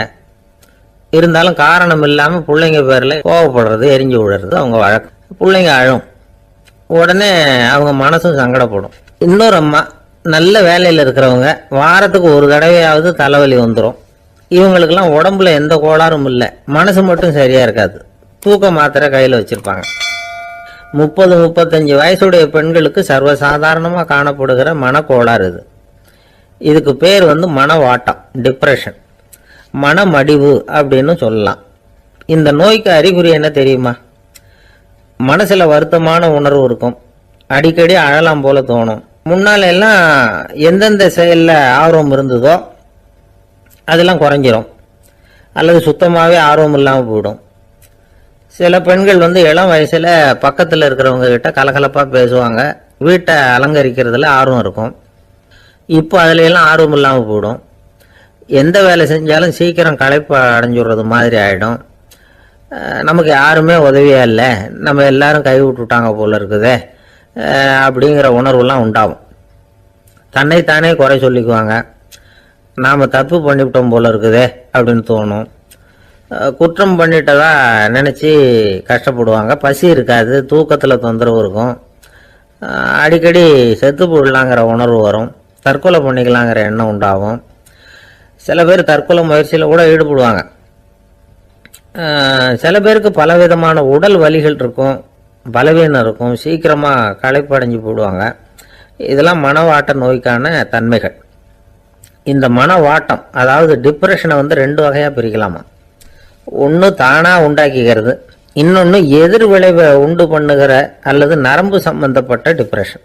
தானாக உண்டாக்கிக்கிற மனவாட்ட நோய் இருக்கு பாருங்க, அதுக்கு ஏதாவது சூழ்நிலை காரணமாக இருக்கலாம் அல்லது இல்லாமலும் போகலாம். மூளையில் டொபாமைன் அல்லது செரட்டோனின் இதோட அளவு குறையும் பொழுது இந்த டிப்ரெஷன் உண்டாகுது. இதுக்கு ஓரளவு பிறவி காரணங்கள் கூட இருக்கலாம், குடும்பத்தில் வேற சிலருக்கும் வரலாம். பாதிக்கப்பட்ட பெண்ணை பார்க்கறதுக்கு பலவீனமாக தெரியும், கடுமையான குற்ற உணர்வு இருக்கும், தனியாக இருக்கிறதுக்கு ஆசைப்படுவாங்க, நடு ராத்திரியில் எழுந்திரிச்சு உட்காந்து கஷ்டப்பட்டுக்கிட்டு இருப்பாங்க, கொடூரமான முறையில் தற்கொலை பண்ணிக்க முயற்சி பண்ணுவாங்க, தீ வச்சுக்கிறது, அமிலத்தை குடிக்கிறது, தூக்கில் தொங்குறது. இப்படி தானாக வரவழைச்சிக்கிற மனவாட்ட நோய் மறையக்கூடிய நோய். ஒரு தடவை வந்தால் 3லேருந்து 6 மாதம் வரைக்கும் நீடிக்கும். இடைப்பட்ட காலங்களில் நோயாளி இயல்பாக இருப்பார். எதிர் விளைவை உண்டு பண்ணுகிற அல்லது நரம்பு சம்பந்தப்பட்ட மனவாட்ட நோய் எப்படின்னா, கணவன் மனைவி மாமியார் மருமகள் இப்படிப்பட்ட உறவு முறை பிரச்சனைகள், தோல்விகள், எரிச்சல்கள், ஆபீஸ் பிரச்சனை, இப்படிப்பட்ட சூழ்நிலையால் உண்டாகிறது. எல்லாத்துக்கும் மருந்து இருக்குது, மார்க்கம் இருக்குது, கவலைப்பட வேண்டியதில்லை, தைரியமாக இருக்கணும். உளவியல் மருத்துவம் இதுக்கு ரொம்ப உபயோகமாக இருக்கும். சில பெண்களை பாருங்கள், அவங்க எதுக்கும் அலட்டிக்கிறது இல்லை. ஒரு அம்மா அப்படிதான் தன்னுடைய கணவனை அழைச்சிக்கிட்டு ஒரு மனநோய் மருத்துவர்கிட்ட வந்தாங்க. டாக்டர், எங்கள் வீட்டுக்காரர் திடீர்னு ஒரு மாதிரி ஆயிட்டார், வித்தியாசமாக நடந்துகிறார். எப்படின்னா, இவர் தன்னையே ஒரு ஒட்டடை பூச்சியாக நினச்சிக்கிட்டு இருக்கிறார். அப்படி நினச்சிக்கிட்டு தன்னுடைய தலையாலேயே வீட்டில் உள்ள ஒட்டடையெல்லாம் தொடச்சிக்கிட்டு இருக்கிறார் அப்படின்னாங்க. எவ்வளவு நாளாக அப்படி இருக்குதுன்னு கேட்டார் டாக்டர். 1 வாரம் அப்படி இருக்குது அப்படின்னாங்க அந்த அம்மா. அப்படின்னா முன்னாடியே ஏன் அழைச்சிட்டு வரல அப்படின்னு கேட்டார் டாக்டர். வீடு பூரா சுத்தமாகட்டுமேனு பார்த்துக்கிட்டு இருந்தேன் டாக்டர் அப்படின்னாங்களாம் அந்த அம்மா. ஒருத்தர் ரொம்ப அவசரமாக போயிட்டு இருந்தார். எங்கே சார் போகிறீங்கன்னு கேட்டோம். எனக்கு வேண்டியப்பட்ட ஒருத்தருக்கு குழந்தை பிறந்திருக்கிறதாக செய்தி வந்திருக்கு, அதுதான் ஆஸ்பத்திரிக்கு போயிட்டுருக்கேன், பார்த்துட்டு வரலாம்னு அப்படின்னார். அப்படின்னா கொஞ்சம் இப்படி உட்காருங்க அப்படின்னோம். சில விவரம்லாம் சொல்கிறேன், கேட்டுக்கிட்டு போங்க அப்படின்னோம். உட்காந்தார். அப்புறம் சொல்ல ஆரம்பித்தோம். புதுசாக பிறந்திருக்கிற ஒரு குழந்தைய பார்க்க போகிறதுன்னா அது சாதாரண விஷயம் இல்லை, அதில் ரொம்பவும் கவனமாக நடந்துக்கணும். புது குழந்தைக்கு நோய் சுலபமாக தொற்றும், முக்கியமாக காற்று மூலமாக பரவுகிற நோய்கள் சுலபமாக வந்துடும். அதனால் நமக்கு உடம்பு சரியில்லைன்னா குழந்தைய விட்டு கொஞ்சம் தள்ளியே இருக்கிறது தான் நல்லது. பெரியவங்களை பொறுத்த வரைக்கும் சாதாரணமாக உள்ள ஒரு கிருமி கூட குழந்தைய பொறுத்த வரைக்கும் ரொம்ப மோசமான ஒரு கிருமியாக இருக்கும். சில வெளிநாடுகளில் எப்படி தெரியுமா, பிறந்த குழந்தை தூங்கிக்கிட்டு இருக்கிற ஒரு ரூமுக்கு போகணும்னா போகிறவங்க முகமூடி போட்டுக்கணும், காலணிகளை மாற்றிக்கணும், அவ்வளவு சுத்தமாக உள்ளே போய் பார்த்துட்டு வரணும். பொதுவாக சில ஆஸ்பத்திரிகளில் பார்த்தீங்கன்னா பார்வையாளர்கள் நேரத்தில் விசிட்டிங் ஹவர்ஸ் தாயை விட்டு குழந்தைய தனியாக பிரித்து வச்சுருவாங்க. எதுக்குன்னு நினைக்கிறீங்க? அந்த நேரம் பல பேர் வருவாங்க போவாங்க, அவங்க கை கால் சுத்தமாக இருக்காது. சுத்தம் இல்லாத கைகள் மூலமாக கிருமிகள் பரவும். சுத்தம் இல்லாத கைன்னா மண்ணு தூசி படிஞ்சிருக்கிற கை மட்டும் தான் அர்த்தம் இல்லை. சாலையில் கையை வீசிக்கிட்டு நடந்து வர்றீங்க, குழந்தைய பொறுத்த வரைக்கும் அது கூட சுத்தம் இல்லாத கை தான். தாயை தவிர மற்றவங்க குழந்தைய தூக்காமல் பார்த்துக்கிறது நல்லது. தாய் கூட அளவோட கொஞ்சிறதோட நிறுத்திக்கணும். புதுசாக ஒரு குழந்தைய பெற்றிருக்கிற பொண்ணுக்கிட்ட மற்ற தாய்மார்கள் ஏதாவது சொல்லிக்கிட்டே இருப்பாங்க. குழந்தைய அப்படி வளர்க்கணும் இப்படி வளர்க்கணும் அப்படின்னு ஏதாவது அட்வைஸ் பண்ணிக்கிட்டே இருப்பாங்க. இப்படி ஓவராக அறிவுரை பண்ணுறது அந்த பொண்ணை குழப்பி விட்டுரும். அதனால் அப்படிலாம் பண்ணக்கூடாது. அந்த பெண்ணே ஏதாவது கேட்டால் கூட டாக்டர் சொல்ல வேண்டிய விவரங்களை எல்லாம் நாமே சொல்லிக்கிட்டு இருக்கக்கூடாது. புதுசாக பிறந்திருக்கிற குழந்தைய மட்டும்தான் இப்படி பார்க்கணும்னு இல்லை. ஒரு நோயாளி குழந்தைய பார்க்க போகிறதுனா கூட ரொம்ப எச்சரிக்கையாக தான் நடந்துக்கணும். ஒரு தின்பண்டமோ விளையாட்டு சாமானோ அந்த குழந்தைக்கு நாம் வாங்கிட்டு போகிறதா வச்சுக்குவோம். அதை நேராக கொண்டுகிட்டு போய் அந்த குழந்தைகிட்டே கொடுக்கக்கூடாது. அதோட அப்பா அம்மா கிட்ட ரகசியமாக கொடுக்கலாம். அவங்க முடிவு பண்ணட்டும் குழந்தைகிட்ட அதை கொடுக்கலாமா வேண்டாமாங்கிறத. அவங்களுக்கு தான் தெரியும் அதோட மனசும் உடம்பும். உங்கள் அக்கறையை காட்டுறதா நினச்சிக்கிட்டு குழந்தை வாயில் எதையும் கொண்டுட்டு போய் போடாதீங்க. போகிறப்போ உங்கள் வீட்டு குழந்தையும் அழைச்சிட்டு போகாதீங்க. இது நோயை வாங்கிட்டு வந்துடும், அல்லது புதுசாக ஒரு நோயை அதுக்கிட்ட கொடுத்துட்டு வந்துடும். என்னதான் உங்களுக்கு பழக்கமான குழந்தையா இருந்தால் கூட அதுக்கு விருப்பம் இல்லைன்னா பேசக்கூடாது. அங்கே போய் அவங்க பள்ளிக்கூடத்தை ஞாபகப்படுத்திட்டு இருக்கக்கூடாது. நோயில் இருக்கிறப்ப ஸ்கூலை பற்றி பேச அது விரும்பாது. ஆஸ்பத்திரியை விட்டு வெளியில் புறப்படுறப்போ குழந்தைகிட்ட சொல்லணும்னு அவசியம் இல்லை. அதோட அப்பா அம்மா கிட்ட சொல்லிவிட்டு புறப்பட்டா போதும். குழந்தை கோபிச்சிக்காது. சமூக சம்பிரதாயத்தை பற்றி அது கவலைப்படுறதில்லை. இப்படி எல்லா விவரமும் நம்ம எதிரில் உட்காந்துருந்தவங்க கிட்ட சொல்லி முடித்தோம். ரொம்ப நன்றி சார் அப்படின்னு சொல்லிவிட்டு அவர் புறப்பட்டார். குழந்தைங்க கொஞ்சம் வளர்கிற வரைக்கும் தான் நாம் எச்சரிக்கையாக இருக்கணும்னு இல்லை, வளர்ந்த பிறகு இன்னும் எச்சரிக்கையாக இருக்கணும். ஒரு பையன் பள்ளிக்கூடத்துலேருந்து திரும்பி வீட்டுக்கு வந்தான். முகம் பூரா நகத்தால் கீறி இருந்தது. அப்பா பார்த்து பயந்துட்டார். யாருடா உன்னை இப்படி பண்ணது அப்படின்னார். என் கூட படிக்கிற இன்னொரு பையன். நாளைக்கு உன் கூட பள்ளிக்கூடத்துக்கு வர்றேன், நீ எனக்கு அவனை அடையாளம் காட்ட முடியுமான்னார். அது ரொம்ப சுலபம் நான் பையன். எப்படின்னார் அப்பா. அவன் காதில் ஒன்றை கையோடு எடுத்துகிட்டு வந்திருக்கிறேன், இதோ என் பையில தான் வச்சுருக்கேன் அப்படிங்கிறான் அந்த பையன். ஒரு நண்பர் யாருக்கோ ஃபோன் பண்ணிட்டு இருந்தார். அவர் பேசி முடிச்சதும் நான் அவரை பார்த்து, இப்போ ஃபோன் பண்ணீங்களே அந்த ஃபோன் நம்பர் என்ன அப்படின்னு கேட்டேன். அவர் தலையை சொரிஞ்சுக்கிட்டார். ஞாபகம் வரலன்னார். சரி சார் அதை விடுங்க, உங்கள் மனைவி பேர் என்ன அப்படின்னு கேட்டேன். மாலதின்னார். என்ன சார் இது வேடிக்கை, கொஞ்ச நேரத்துக்கு முன்னாடி பேசின ஃபோன் நம்பர் மறந்து போச்சு. எப்போவோ கல்யாணம் பண்ணிக்கிட்ட மனைவி பேர் மறக்கல, அதை கரெக்டாக சொல்லிவிட்டீங்களே அப்படின்னு கேட்டேன். அவர் என்ன ஒரு மாதிரியாக பார்த்தார். அவர் அப்படி என்னை பார்த்ததில் ஒன்றும் தப்பு இல்லை, ஏன்னா நாம் எல்லாருமே அப்படித்தானே. ஒரு குறிப்பிட்ட காரியத்துக்காக தொலைபேசியில் ஒருத்தட்ட பேசுகிறோம், அதுக்கப்புறம் அந்த எண் நமக்கு அனாவசியம், அதனால் மறந்துடுறோம். இதுக்கு பேர் தான் தற்காலிக ஞாபகம். ஆனால் மனைவி பேரை மறந்துட முடியுமா? முடியாது. அது அவசியமான ஒன்று. அடிக்கடி அந்த பேரை உபயோகப்படுத்துகிறோம், அதனாலேயும் அது முக்கியங்கிறதுனாலேயும் அதை மறக்கிறது இல்லை. இதுக்கு பேர் நிரந்தர ஞாபகம். சரி, இந்த தற்காலிக ஞாபகம் நிரந்தர ஞாபகம் இது ரெண்டு ஞாபக அளவுகளையும் கட்டுப்படுத்துறது எது அப்படின்னா மூளைக்குள்ள நடக்கிற மின்சார நடவடிக்கைகள் தான். தற்காலிக ஞாபகம் ஒரு மின்னல் மாதிரி தோன்றி மறையுது. நிரந்தர ஞாபகம் ஒரு படிவம் போல மூளையில படிஞ்சுடுது. ஒரு சம்பவத்தின் பல பிரதிகள் மூளையில பல்வேறு பகுதிகளிலேயும் படியறதுனால ஒன்னு மறைஞ்சாலும் மறந்தாலும் இன்னொன்னு மறையறதில்லை. இப்படிப்பட்ட நிலைமையில தான் இந்த தொண்டையில இருக்கு வாயில வரமாட்டேங்குது சார் அப்படிமா. ஒருத்தருக்கு எந்த துறையில ஆர்வமும் ஈடுபாடும் அதிகமோ அது சம்பந்தமான ஞாபக சக்தி அதிகமா இருக்கும். தொழிலை விரும்புகிற ஒரு டெலிபோன் ஆபரேட்டருக்கு எண்கள்லாம் நல்ல ஞாபகம் இருக்கும். அது மாதிரி கவிஞர்களுக்கு வார்த்தைகள் நல்ல ஞாபகத்தில் இருக்கும். இது ஒரு பக்கம் இருந்தாலும் ஒரு மூளை எண்களை விட எழுத்துக்களை விட படங்களை ரொம்ப சுலபமா ஞாபகத்தில் வச்சுக்குது. புரிஞ்சுக்கிற தன்மை, அனுபவம், புத்தி கூர்மை இது கூடி குறையிறத பொறுத்து ஞாபக சக்தியும் ஏறும் இறங்கும். இப்போ உதாரணத்துக்கு ஒரு பையனுக்கு படித்தது எதுவும் ஞாபகத்தில் இல்லைன்னா அவன் அதை சரியாக புரிஞ்சுக்கலன்னு அர்த்தம். இந்த மறதிங்கிறது எந்த சமயத்தில் ஒரு பிரச்சனை ஆகுது தெரியுமா? உங்களுக்கு வேண்டியப்பட்ட ஒருத்தரை ஞாயிற்றுக்கிழமை சாயந்தரம் சரியாக 5 மணிக்கு கடற்கரைக்கு வர சொல்லிவிட்டு அந்த நேரத்தை மறந்துட்டா அது பரவாயில்ல, வர சொன்னதையே மறந்துட்டாதான் நிலைமை மோசம்னு அர்த்தம். இப்படி இருந்தால் இது சிகிச்சை எடுத்துக்க வேண்டிய நிலைமைங்கிறத புரிஞ்சுக்கணும். ஆமாம், இதுக்கும் மருந்து இருக்கு. ஆனால் மூளை குறிப்பிட்ட அளவுக்கும் கீழே இயங்குறப்போவோ இன்னொன்று சொல்லுவாங்க, இந்த நீரோ டிரான்ஸ்மிட்டர் அப்படின்னு சொல்லுவாங்க. அப்படிங்கிற மூளை ரசாயனம் ரொம்பவும் குறைஞ்சி போகிறப்போ மட்டும்தான் உபயோகப்படும். டாக்டர் என்ன சொல்கிறாங்க தெரியுமா, மூளையை பொறுத்த வரைக்கும் அதில் ஞாபக சக்தி அதிகமாக உள்ள மூளை, மறதி உள்ள மூளை அப்படின்னு ஒன்றும் கிடையாது அப்படிங்கிறாங்க. நினைவு வச்சுக்கிறதுக்கு பயிற்சி அளிக்கப்பட்ட மூளை, பயிற்சியற்ற மூளை அப்படின்னு வேணும்னா சொல்லலாம் அப்படின்னு சொல்கிறாங்க. அதனால நம்ம ஞாபக சக்திங்கிறது நம்ம கிட்ட இருக்கிற பயிற்சி, முயற்சி இதை பொறுத்து தான் அமையும். ஒருத்தர் ஒரு பென்சிலை எங்கேயோ வச்சுக்கிட்டு தேடிக்கிட்டு இருந்தார். அப்புறம் என்னமோ தீவிரமா யோசனை பண்ணி அதை ஞாபகப்படுத்தி பார்த்துக்கிட்டு இருந்தாராம். எதிரில் உட்காந்துருந்தவர் சொன்னார், பென்சிலை தானே தேடிட்டு இருக்கீங்க, அது உங்க வலது காதில் இருக்குது சார் அப்படின்னாராம் அவரு.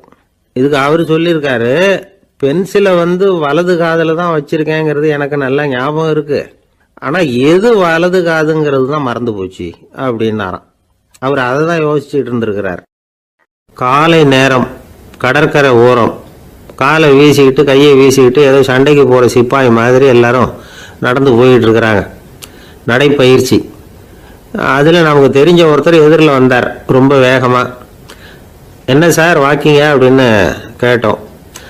அவரால் ஆமாம்னு பதில் சொல்ல முடியல, அவ்வளவு கஷ்டம். மூச்சு விடுறதுக்கே வாயை திறந்து மூடிட்டு இருக்கிறார். எங்கே பேசுறது?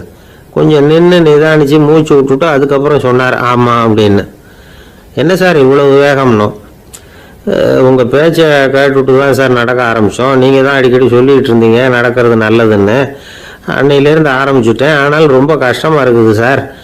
இப்போ பாருங்கள், உங்கள்கிட்ட சுலபமாக பேசக்கூட முடியல, மூச்சு வாங்குது, உடம்பு கூட வலிக்கிறது மாதிரி இருக்குது அப்படின்னு அவர் பாட்டுக்கு பேச ஆரம்பிச்சிட்டார். உங்களை யார் சார் இவ்வளவு வேகமாக நடக்க சொன்னது? வேகத்தை குறைங்க, மெதுவாக நடங்க அப்படின்னோம். நீங்கள் நடக்கிறதுனால என்னென்ன சௌகரியம்னு அன்னைக்கு சொன்னீங்களே தவிர சௌகரியமாக நடக்கிறது எப்படின்னு சொல்லலையே அப்படின்னார் அவர். இன்னமும் லேசாக மூச்சு வாங்கிக்கிட்டே சொன்னால் கூட இவர் சொல்கிறதுல ஒரு நியாயம் இருக்குது. அதனால் இந்த நடைப்பயிற்சி பண்ணுறவங்க கவனிக்க வேண்டிய சில முக்கியமான குறிப்புகள் இருக்குது. அது என்னென்னங்கிறத அவங்க தெரிஞ்சுக்கணும். அது தெரிஞ்சு வச்சுக்கிறது நல்லது. இதெல்லாம் மருத்துவ நிபுணர்கள் சொல்கிற குறிப்புகள். அவங்க என்ன சொல்கிறாங்க தெரியுமா? உங்கள் வயசு 40க்கு மேலேயா? உங்கள் எடை இருக்க வேண்டியதை விட 10 கிலோ அதிகமாக இருக்குதா? நீங்கள் புகை பிடிக்கிறவரா? இதய நோய், இரத்த நாள நோய், உயர் ரத்த அழுத்தம் இப்படி ஏதாவது உங்களுக்கு உண்டா? அப்படின்னா நீங்கள் உங்கள் இஷ்டத்துக்கு வரிஞ்சு கட்டிக்கிட்டு நடைப்பயிற்சி பண்ண ஆரம்பிச்சிடாதீங்க. முதல்ல ஒரு மருத்துவ பரிசோதனை பண்ணிக்கங்க, அதுதான் நல்லது அப்படின்னு அவங்க சொல்கிறாங்க. நடக்கிறப்போ, உடற்பயிற்சி செய்கிறப்போ மார்பு பகுதியில் அல்லது வேற எங்கேயாவது தொடர்ந்து வலி இருந்ததுன்னா பயிற்சியை நிறுத்தி விட்டு டாக்டரை போய் பார்க்கணும். நடைப்பயிற்சி பண்ணுறப்போ உங்கள் சக்திக்கு தகுந்த மாதிரி மெதுவாக அதிக கஷ்டம் இல்லாமல் முன்னேறலாம். அங்கே என்ன போட்டியாக வைக்கிறாங்க, முந்திக்கிட்டு போய் என்ன பண்ண போகிறோம்? பரிசா வாங்க போகிறோம். அதனால் நிதானம் அவசியம் அப்படிங்கிறது அவங்க ஆலோசனை. தொந்தரவு கொடுக்காத ஷூ, ட்ரெஸ்ஸு இதுகளை உபயோகப்படுத்துங்க. பாதத்தில் ஆடு தசை இருக்குல்ல, அங்கே ஏதாவது பிரச்சனை இருந்ததுன்னா டாக்டரை பாருங்கள். இந்த பாதத்தில் வலி வரும் அந்த இடத்துல. வெயில் காலமாக இருந்தால் தலைக்கு தொப்பி வச்சுக்கோங்க. பனியில் நடந்தாலும் அப்படி தான், தலையை பத்திரமா பார்த்துக்குங்க. நம்மக்கிட்ட ஏதோ கொஞ்சம் உருப்படியாக தெரியறது அது தானே. உடற்பயிற்சிக்கு முன்னாடி பின்னாடி பயிற்சி செய்கிறப்போ நிறைய தண்ணி குடிக்கலாமா. முதல் 1 மாதத்துக்கு கொஞ்சம் தளர்த்தியாக சாவகாசமாக நடக்கலாம். மணிக்கு 3 அல்லது 4 கிலோமீட்டர் வேகம்னு வச்சுங்களேன். அதுக்கப்புறம் வேகத்தை அதிகப்படுத்தலாம். மணிக்கு 6 அல்லது 8 கிலோமீட்டர் அளவுக்கு நடக்கலாம். நல்லா கையை வீசிக்கிட்டு நடக்கணும். மூச்சு விடுற எண்ணிக்கை அதிகரிக்கணும். இது மாதிரி ஒரு 30 நிமிஷம் நடக்கலாம். தனியாக நடந்து போகிறதுக்கு உங்களுக்கு என்னமோ மாதிரி இருக்குதா, கூட யாரையாவது சேர்த்துக்குங்க. ஒரு குரூப்பாக சேர்ந்து போகலாம். நடக்கிறதுங்கிறத ஒரு சந்தோஷமான சமாச்சாரமாக ஆக்கிக்கணும். தினம் இப்படி நடக்க வேண்டி இருக்குதே அப்படின்னு புலம்பிக்கிட்டே போகக்கூடாது. சில பேர் நடக்கிறப்போ கடந்த காலத்தை அசை போட்டுக்கிட்டே போவாங்க. சில பேர் வருங்காலத்தை அசை போட்டுக்கிட்டே போவாங்க. சில பேர் முக்கியமான திட்டம்லாம் இப்படி நடக்கிறப்போ தான் தீர்மானம் பண்ணுவாங்க. நடக்கிறதுனால மன இறுக்கம் குறையுது, பரபரப்பு குறையுது, மன ஆற்றல் பெருகுது, தன்னம்பிக்கை வளருது, முதுமை தள்ளி போகுது, செயல்திறன் அதிகரிக்குது. இதை தவிர உடம்புக்கும் பல விதமான சௌகரியங்கள் ஏற்படுது. அதனால் இது வரைக்கும் நடக்க ஆரம்பிக்காதவங்க இனிமே இந்த குறிப்புகளை கவனத்தில் வச்சுக்கிட்டு நடக்க ஆரம்பிச்சுடலாம். சார்லஸ் லேம்ப் அப்படின்னு ஆங்கில இலக்கிய மேதை ஒருத்தர், அவர் ஒரு தரம் உடம்பு சரியில்லைன்னு டாக்டர்கிட்ட போனாராம். டாக்டர் அவரை பார்த்துட்டு, நீங்கள் தினமும் காலையில் வெறும் வயத்தில் நடக்கணும் அப்படின்னாராம். வெறும் வயத்தில் நடக்கிறதுக்கு நான் தயார், ஆனால் வயிறு கிடைக்கணுமே சார். யார் வயத்து மேலே நடக்கிறது டாக்டர் அப்படின்னு கேட்டாராம் இவர். ஆஃபீஸை முடிஞ்சு வீட்டுக்கு போகிற சமயத்தில் ஒருத்தர் கடைக்கு போய் ஸ்வீட் வாங்கினார். சரி, வீட்டுக்கு பிள்ளைங்களுக்கு தான் வாங்கிட்டு போகிறார் அப்படின்னு மற்றவங்க நினச்சாங்க. அவர் அப்படி செய்யல. அந்த இடத்துலையே பொட்டலத்தை பிரித்தார். திருட மாதிரி அப்படியே சுற்றி ஒரு தரம் பார்த்துக்கிட்டார். யாரும் தெரிஞ்சவங்க இல்லைங்கிறத முடிவு பண்ணிவிட்டு அவசரமாக அதை அப்படியே போட்டு முழுகிவிட்டு கையை தொடச்சிக்கிட்டு நல்ல புள்ள மாதிரி நடந்து போக ஆரம்பிச்சிட்டார். அவர் யாருன்னா, அவரோட பிரச்சனை எல்லாருக்கும் தெரியாது, சில பேருக்கு தான் தெரியும். அதாவது அவர் உடம்பில் சர்க்கரை இருக்குதுன்னு டாக்டர் சொல்லிவிட்டாராம். அதனால் வீட்டில் சர்க்கரையே இவர் கண்ணில் காட்டுறதில்ல. அதனால் இவர் யார் கண்ணிலையும் படாமல் இப்படிப்பட்ட வேலைகள்லாம் செய்கிறது வழக்கம். யாருக்கும் தெரியாமல் இப்படி ஸ்வீட்டை வாங்கி சாப்பிட்டுட்டு அவர் பாட்டுக்கு போயிடுறது. இப்படிப்பட்டவங்களுக்கெல்லாம் கொஞ்சம் ஆறுதலான தகவல் இன்றைக்கி. அது என்னென்னா, நாம் சாப்பிட்ற சர்க்கரைக்கும் நம்ம உடம்பில் உள்ள சில கோளாறுகளுக்கும் அப்படி என்ன தான் சம்மந்தம் இருக்குது. இதை பற்றி சமீபத்தில் சில ஆராய்ச்சிகள்லாம் நடந்திருக்குது. ஏன்னா சர்க்கரைன்னாவே விஷம் மாதிரி அதை பார்க்குறவங்களும் சில பேர் உண்டு. சின்ன பிள்ளைங்களுக்கு வயத்தில் பூச்சி உண்டாகிறதுலேருந்து பெரியவங்களுக்கு நீரிழிவு வர்ற வரைக்கும் எல்லாத்துக்கும் சர்க்கரை தான் காரணம்னு சொல்லிகிட்டு இருக்கிறோம். ஆனால் அந்த அளவுக்கு பயப்பட வேண்டிய அவசியம் இல்லை அப்படின்னு சொல்கிறாங்க. சர்க்கரை வியாதி, இருதய நோய், பித்த நீர் பை நோய், இதெல்லாம் சில நோய்கள்லாம் நாம் சாப்பிட்ற சர்க்கரைக்கும் தொடர்பு இருக்குன்னு நினைக்கிறோம். ஆனால் அப்படி சம்பந்தம் உண்டுங்கிறதுக்கு போதுமான அளவுக்கு ஆதாரம் இல்லை அப்படிங்கிறாங்க ஆராய்ச்சியாளர்கள். ஒரே ஒரு சம்பந்தம் தான் உறுதியாக இருக்குதான். அதுவும் இந்த பல் சிதைவு அப்படின்னு இருக்கு இல்லையா, அந்த சர்க்கரை சாப்பிட்றதுக்கும் இந்த பல் சிதைவுக்கும் சம்பந்தம் இருக்குது அப்படிங்கிறத மட்டும் உறுதியாக சொல்கிறாங்க. சர்க்கரைன்னா நாம் சாப்பிட்ற ஜீனி மட்டும் இல்லை, பழம், காய்கறி, பால், தேன், இப்படி எல்லாத்துலேயும் அது இருக்குது. கேரட்டு கொடுக்குற சத்தில் 88% சர்க்கரை, ஆப்பிள் கொடுக்குற சக்தியில் 95% சர்க்கரை. இது ஜீனி சர்க்கரை, இது ஆப்பிள் சர்க்கரை அப்படிங்கிற வித்தியாசம்லாம் உடம்புக்கு கிடையாது. ரெண்டுமே உடனடியாக சக்தி கொடுக்குது. ஒரு ஸ்பூன் சர்க்கரையில் 16 கலோரி தான் சத்து இருக்குது. அதிகமாக சர்க்கரை சாப்பிட்டா நீரிழிவு வந்துருங்கிறது தப்பான ஒரு அபிப்பிராயம். டயபெட்டிஸுங்கிறது ஒரு மெட்டபாலிக் டிசார்டர், அவ்வளவுதான். அதாவது நாம் சாப்பிட்ற சர்க்கரையை நம்ம உடம்பு திறமையாக உபயோகப்படுத்திக்க முடியல அப்படின்னு அர்த்தம். அதனால தான் அதிகமாக இனிப்பு வேணாம்னு சொல்கிறோம். ஏற்கனவே உடம்பால் முடியாத ஒன்றை மறுபடியும் அது தலையில் சுமத்தி அதிகமாக வேலை வாங்க வேணாமே அப்படிங்கிறதுக்காக தான். ஆகாரத்தில் அதிகமாக சர்க்கரை இருந்தால் அதனால் உடனே சர்க்கரை வியாதி வந்துடும்ங்கிறதுக்கு விஞ்ஞான ரீதியாக போதுமான ஆதாரம் இல்லை. அதனால் எப்போவாவது அதிகமாக ஸ்வீட்டு சாப்பிட்டுட்டா ஐயோ அதிகமாக சாப்பிட்டோமோ என்ன பண்ண போதோ தெரியலையே அப்படின்னு நினச்சி மனசை போட்டு குழப்பிக்க வேண்டியதில்லை. பொதுவாக எதுவுமே அதிகமாக வேண்டாம், எல்லாம் சீராக இருந்தால் போதும். நீரிழிவுங்கிறது புதுசாக வந்துட்ட ஒரு நோய் இல்லை, ரொம்ப காலமாகவே இருக்கிற ஒன்று தான். நம்ம முன்னோர்கள் இதை மதுமேகம் அப்படின்னு சொல்லுவாங்க. அதை கட்டுப்படுத்துறதுக்கு அவங்களே சில வழிமுறையை சொல்லி வச்சுருக்கிறாங்க. அது என்னென்னா வேறு ஒன்றும் இல்லை, இந்த பாவக்காய், முள்ளங்கி, அருகம்புல், அவ்வளவுதான். வெள்ளை முள்ளங்கி இருக்குல்ல, அதை வாரத்துக்கு 3 நாள் சாப்பிட்டுக்கிட்டு வாங்க. நூலுக்கோல் ரொம்ப நல்லது. இல்லைன்னா முள்ளங்கி சாறு 1 ounce சாப்பிட்டுட்டு வரலாம். ரத்தத்தில் சேர்கிற சர்க்கரை அளவை இதெல்லாம் கட்டுப்படுத்துது. சிறுநீரில் காணப்படுகிற சர்க்கரை அளவையும் சமநிலைப்படுத்துது. தினமும் ஆகாரத்தில் கோதுமை, கேழ்வரகு, வெந்தயம், கருவேப்பிலை, சோயாபீன்ஸ் எது கிடைக்குதோ சேர்த்துக்கலாம். இப்படிலாம் செஞ்சுக்கிட்டு வந்தால் அப்புறம் வீட்டுக்கு தெரியாமல் கடையில் போய் நின்றுக்கிட்டு ஸ்வீட் வாங்கி திருட்டுத்தனமாக சாப்பிட வேண்டிய அவசியமே உங்களுக்கு வராது. 2 ஆசாமிகள் கடற்கரையில் உட்காந்து சாவகாசமாக பேசிக்கிட்டு இருந்தாங்களாம். ஒருத்தர் சொன்னார், இன்னொருத்தருக்கு தெரியாமல் ஸ்வீட்டு சாப்பிட்றதே எப்பவும் இடைஞ்சல் தான் சார். நேற்றுக்கு பாருங்கள் அப்படி தான் சாப்பிட்டுக்கிட்டு இருந்தேன், வீட்டுக்காரி கண்ணில் போட்டுவிட்டுது, அதுக்கப்புறம் ஒரே ரகலையாக போச்சு அப்படின்னாரா. எனக்கு கூட அப்படி தான் சார் ஆகிட்டுது. ஒரே